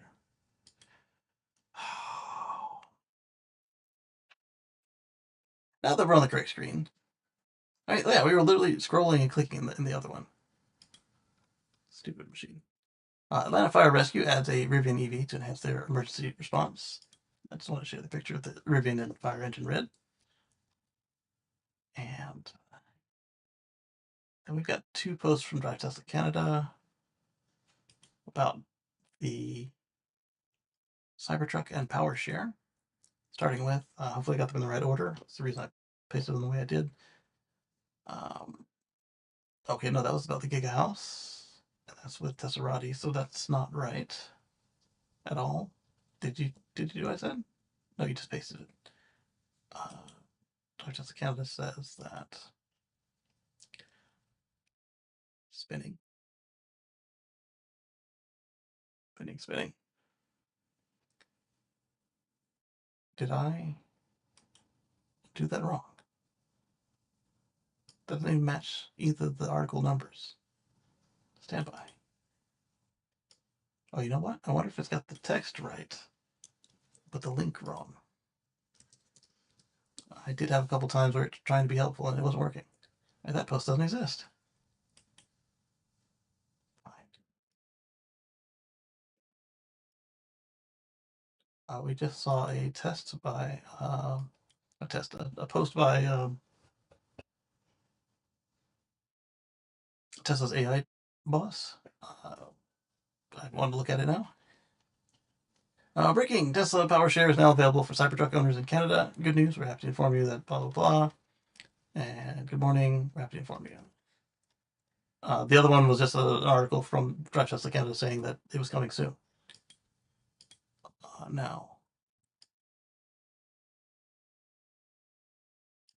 Shock says that these tests were motivated by real world events from our customers' fleet. Kudos. Kudos to our talented and brave validation team to test these difficult and scary corner cases. The test tracks are not. The test tracks are one of the more than 10 different validation methods for FSD.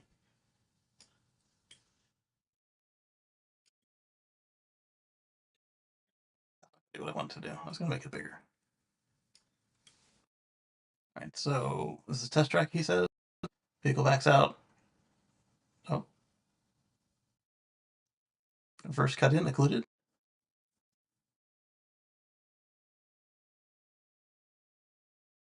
It's the same test, but from the exterior. Two instrumented Teslas. Okay, yeah, that's the right move. And then, yes, you do sometimes see people just jump out of the driveway like that. Um, yeah, good job, guys. And the breaking news. So let's see, Tesla AI posted that a few minutes ago. Peaking occluded.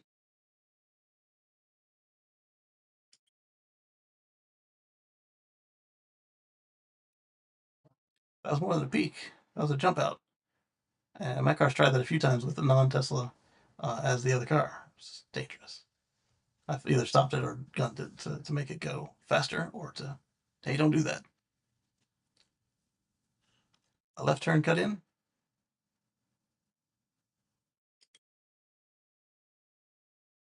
Yeah, I see a bunch of jerks like that. Pull that move. Ugh, hate that move.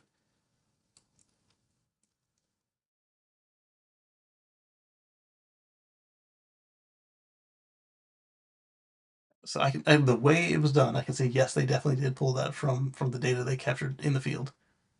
This one is a parallel cut in occluded. Yep, see that way too often.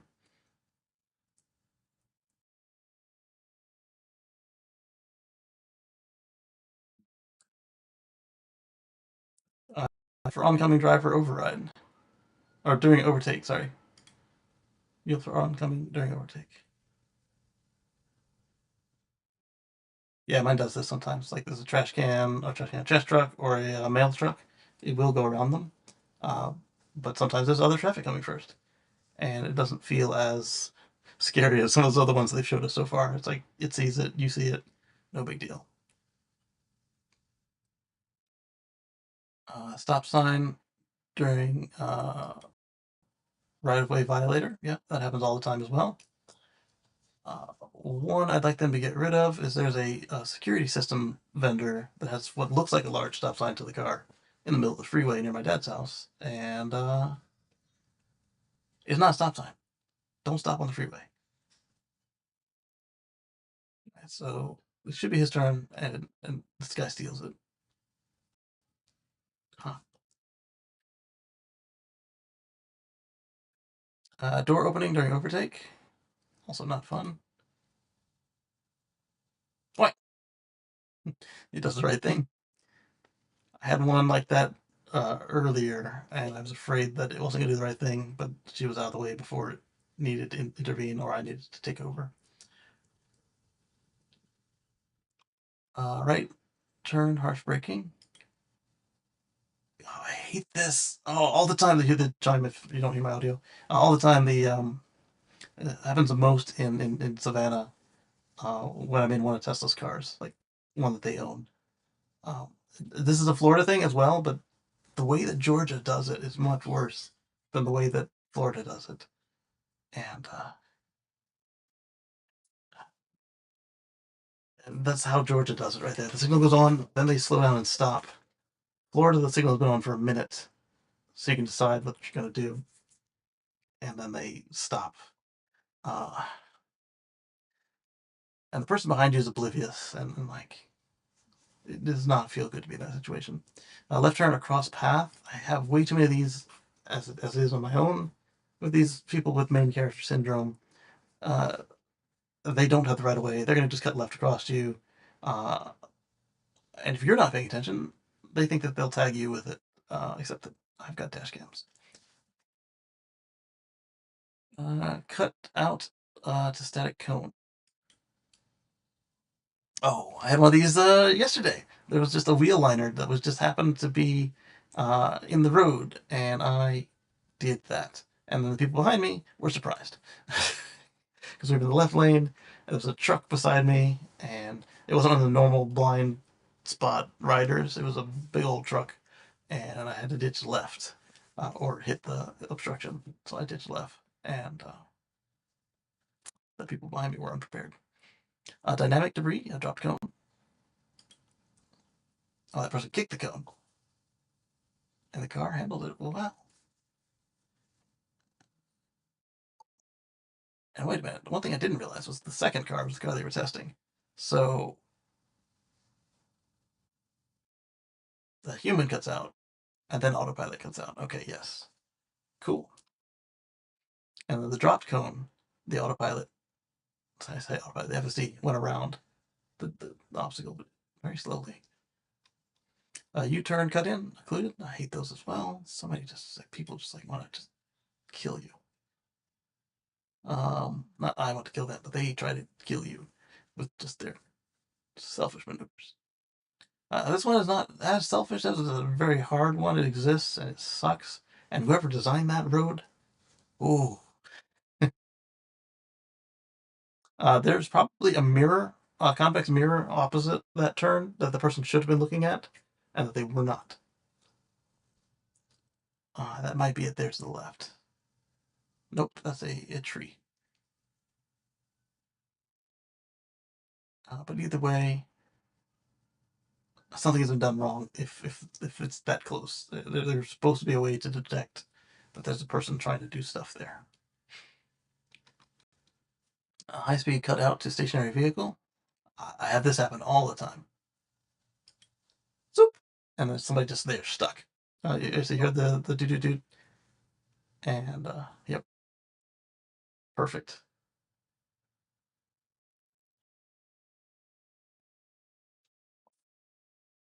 Okay, it's got the flashes on. That helps. Got the two platooning vehicles. The car says nope. Tesla says all right, nope. Good, good. High speed, harsh braking. I don't like that either. People just slamming on their brakes for no reason. I don't mind if there's a reason, but there's a lot of people just for no reason just bringing stuff to a stop.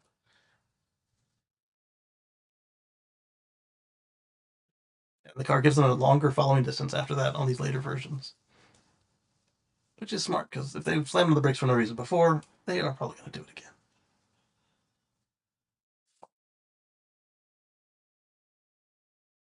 High speed stationary child. This is important. Child just standing in the road.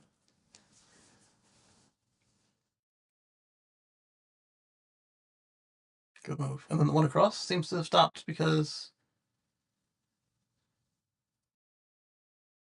I don't know if that's part of the test or if it's also being tested and it stops because who knows what they're doing. I think it might just be there to stop the car from going around the child. Once it determines they're not moving. If it thinks they're moving, it will sit there and wait for them to cross the road. High speed crossing child. And see how it waits until they get to the other side before, or mostly out of the way before it starts to go again. And then we got Chansu but beyond pushing his Tesla code as usual.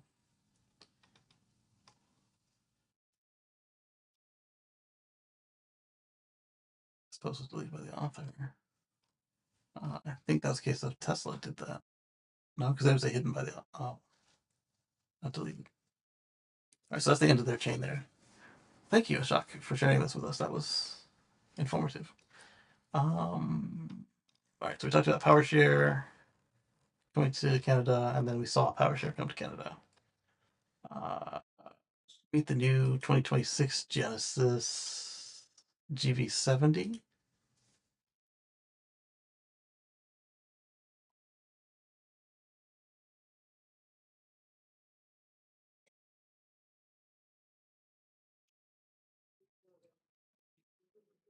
Now with even more range and an X connector.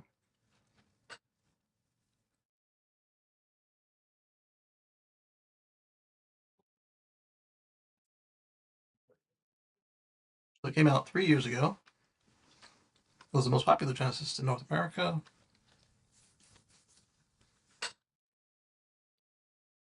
Front bumper features a redesigned G-Matrix crest grille, micro lens array headlamps, as well as the unmistakable Genesis two-line headlamps. Get more range in the neck sport. The newly designed 19 and 21-inch wheels. Meanwhile, rear turn signals. There we go. 84 kilowatt hour battery pack up from 77.4. And more range. Yeah, you'd better get more range with a bigger battery. Did provide the specific numbers, expected to only add a few miles, similar to the new Ioniq 5. Okay. The GV70's current range is 236 miles. The new model is expected to reach close to 250 miles. And I didn't see the part about an export, but it's got an export.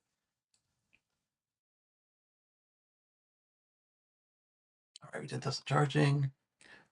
Minnesota's largest coal plant goes solar. The Sherco Solar comes online. The GV70 has the new charge port in the front. Excuse me. It's that same we just looked at. Right in the front is where the charge port is.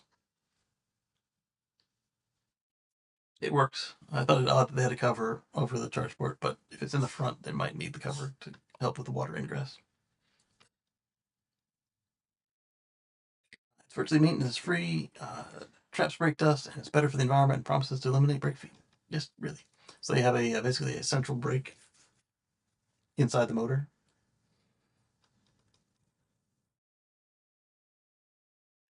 Um, New 3-row EV SUV from Hyundai. Has the neck sport on the wrong side. The Ioniq 9 will come with Tesla's neck sport. Yay. Out the gate, no adapter required. All supercharged is just V3 and later. Just V3 and later. That's all they ever promised. And not all of them either. Okay.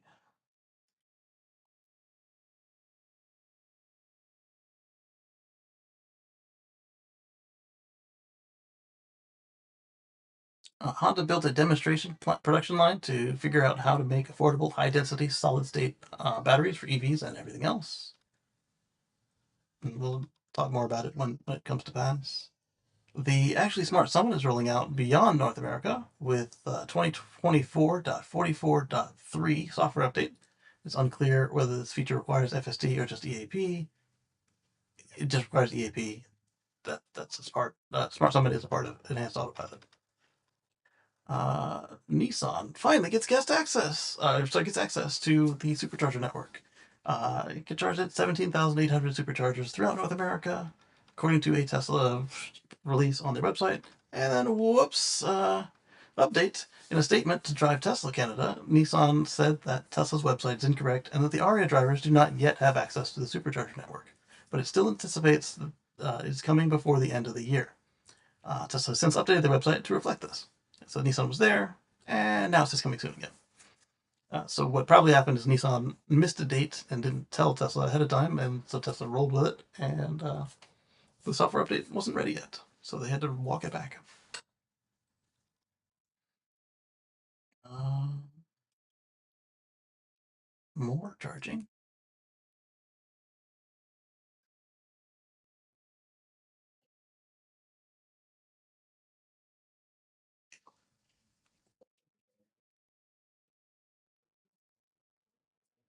You're welcome, Tesla owners.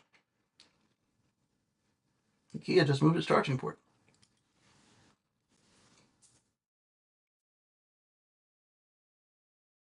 So Kia had been a right side rear charger, and now they're not.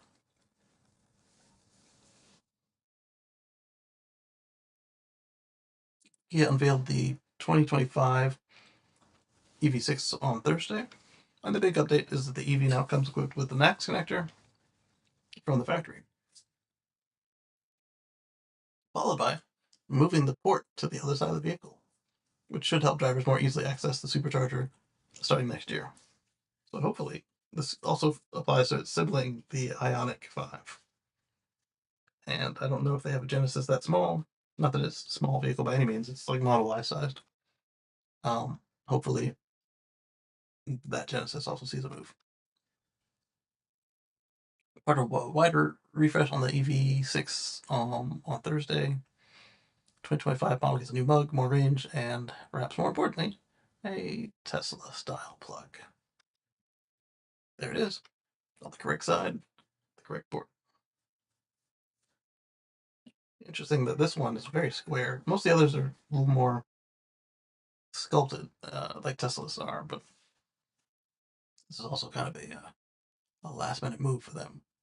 I wonder if it still has the power takeoff for vehicle to load. You can have a 120 socket hanging out of your port right there. Hold and open, close. I guess close really, because if you can see the buttons, it's already open.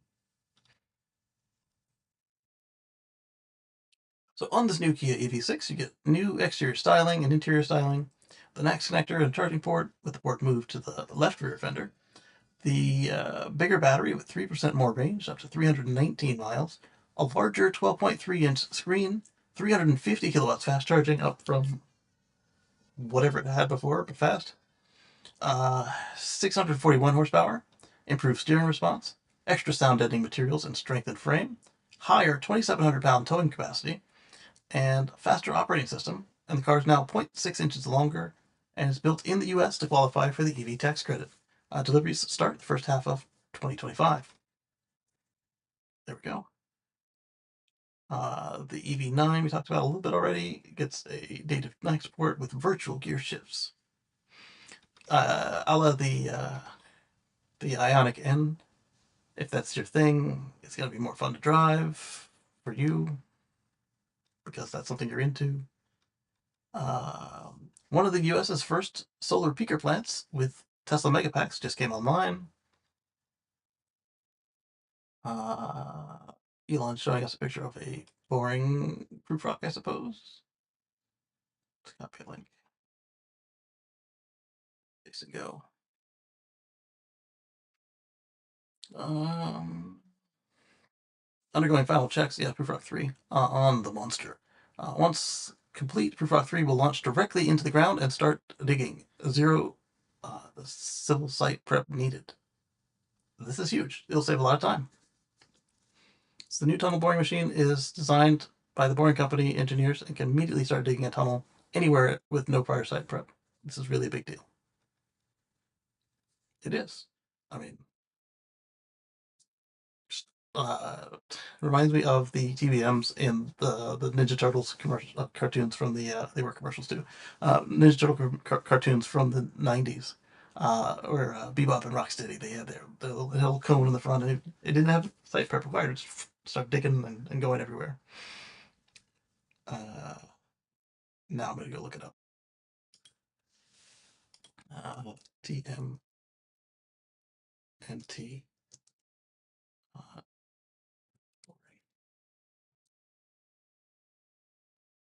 machine.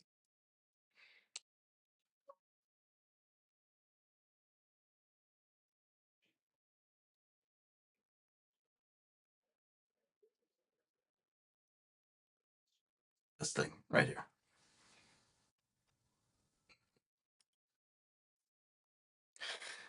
So they'd get in and they would just dig a tunnel wherever they were going, and they would show up at the other side and wreak havoc on the world. But it was, animated. This is either a toy or a model of what was in the cartoon.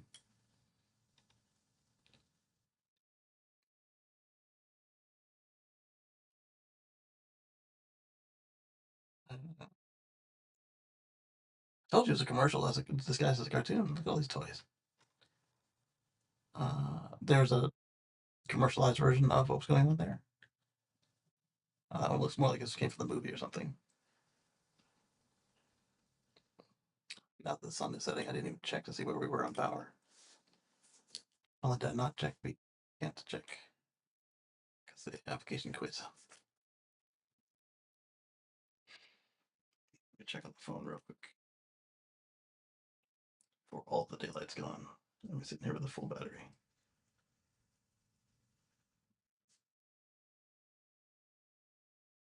We got a 96%. Let me switch over to battery. There we go. Bring that up for now. And we're not looking at Ninja Turtles anymore. I'm done with them. It was just a coincidence to me. That was kind of cool. Move this over here. Bring this back up. Comes to you guys. And then we've got so the FSD Smart Summon to Europe, it has a small range, talking meters, like short meters, and there was a rumor about BYD taking over Neo, and that's not accurate. And Chrysler Pacifica is finally coming as electric, but not soon enough. Then Robert wanted to share with us about an electric train he saw in his hometown where it's fully battery. And Caltran has done the same thing with fully electric trains from San Francisco to San Jose route. So let's click into that and see what they have to tell us.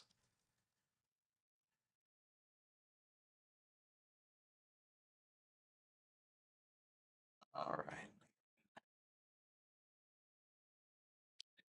They make history of a fully electric train. That's 106-year-old San Francisco to San Jose rail corridor has ditched diesel and is now fully electric. This makes the train, I don't know if it's battery or just electric, makes the zero emission service from San Francisco to San Jose the first diesel to electric transition in North America in a generation. To celebrate, sounds like it's not battery. Caltrans is offering free rides this weekend on its new half-hourly weekend service, and it's hosting events at every city along the corridor. Hey, it's time enough for you guys to actually try this out there for those of you on the West Coast. The new electric service is also faster and more frequent. During peak hours, the trains run every 15 to 20 minutes at 16 stations along the corridor, with express service from San Francisco to San Jose in less than an hour. The weekend service will be twice as frequent as before. And each train set will have 7 cars instead of the previous 5 to 6, and the new electric trains accelerate and decelerate faster than the diesel fleet, allowing more frequent stops in the same amount of time. The trains were built by Stadler in the U.S. facility in Salt Lake City, Utah. After they were assembled, they were sent to a test facility in Pueblo, Colorado, where they were tested at high speeds under numerous conditions as required by the Federal Railroad Administration. The new electric trains are not just better for the environment, they're also a big upgrade for passengers. Riders can now enjoy perks such as free Wi-Fi, more seat power outlets, and expanded underseat storage. With F1 Geek saying, FYI, Caltrans switched to electric trains for San Francisco-San Jose corridor at the end of September. I guess they just announced it now. I commute with my mechanical bike on, so I guess not an e-bike, on Caltran a few times a week, and I was happy when the transition happened. Completely agree with the new Swiss Stadler trains are so much better than the old 25-year plus diesel cars that were used to give me back pain because some cars had almost no suspension compliance. I also see a lot more people riding Caltran now, and the bike cars are pretty packed by people at times of the day. I see quite a variety of electric bikes and electric scooter people bring on board. Cool beans.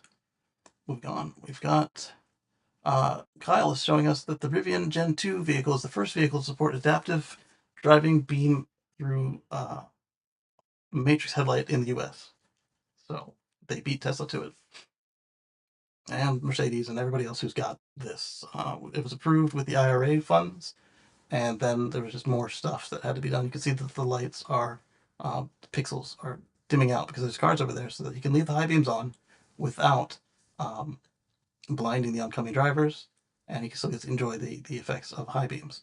And I'm guessing that this is Gen 2, so this is actually the R1 and R1 Gen 2, so R1S and R1 T new gen. It's there now. Neato. So that means Tesla can't be far behind, I hope. For all you guys with the new um, global headlight package that Tesla's got. And then we've got MSN Money is telling us that the dealers have ignored VW's request and have slapped a $15,000 markup on the ID Buzz, the fan. Can't say that we're surprised. We told you this was going to happen when they announced that they didn't want it to happen. It's just how dealers work. As a whole, I know there are good ones out there. There aren't very many of you. 15,000 on the ID Buzz, this thing here. And there's one I put in there. Oh, I did put it in there and didn't show it because it was the second edition, the second entry of it. The Kia EV9 GT or the Ioniq 9, whichever one, one of them, I put the note that although VW promised for 20 years plus that this thing would have the swivel seats, it does not. And Hyundai Kia has it in the new either Ioniq 9 or EV9, if not both. With no 20 years of just jerking our chains around, this thing just shows up with a swivel seat. And this one in the picture here still doesn't have it. After 20 plus years of showing it to us, it finally arrives, and that cool feature that they've been bragging about. And Air Chief. So with that, thank you for sticking around with me today during this longer show, and I'll catch you on the flip side. I want to thank all of our channel members for your continued support. Google finally sent a check, which was cool. And with that, we'll catch you on the flip side, and we'll see you on tomorrow, actually, for the Tesla Life Express, and Wednesday on the Tesla Life Show if you watch both. So, look forward to catching you guys there.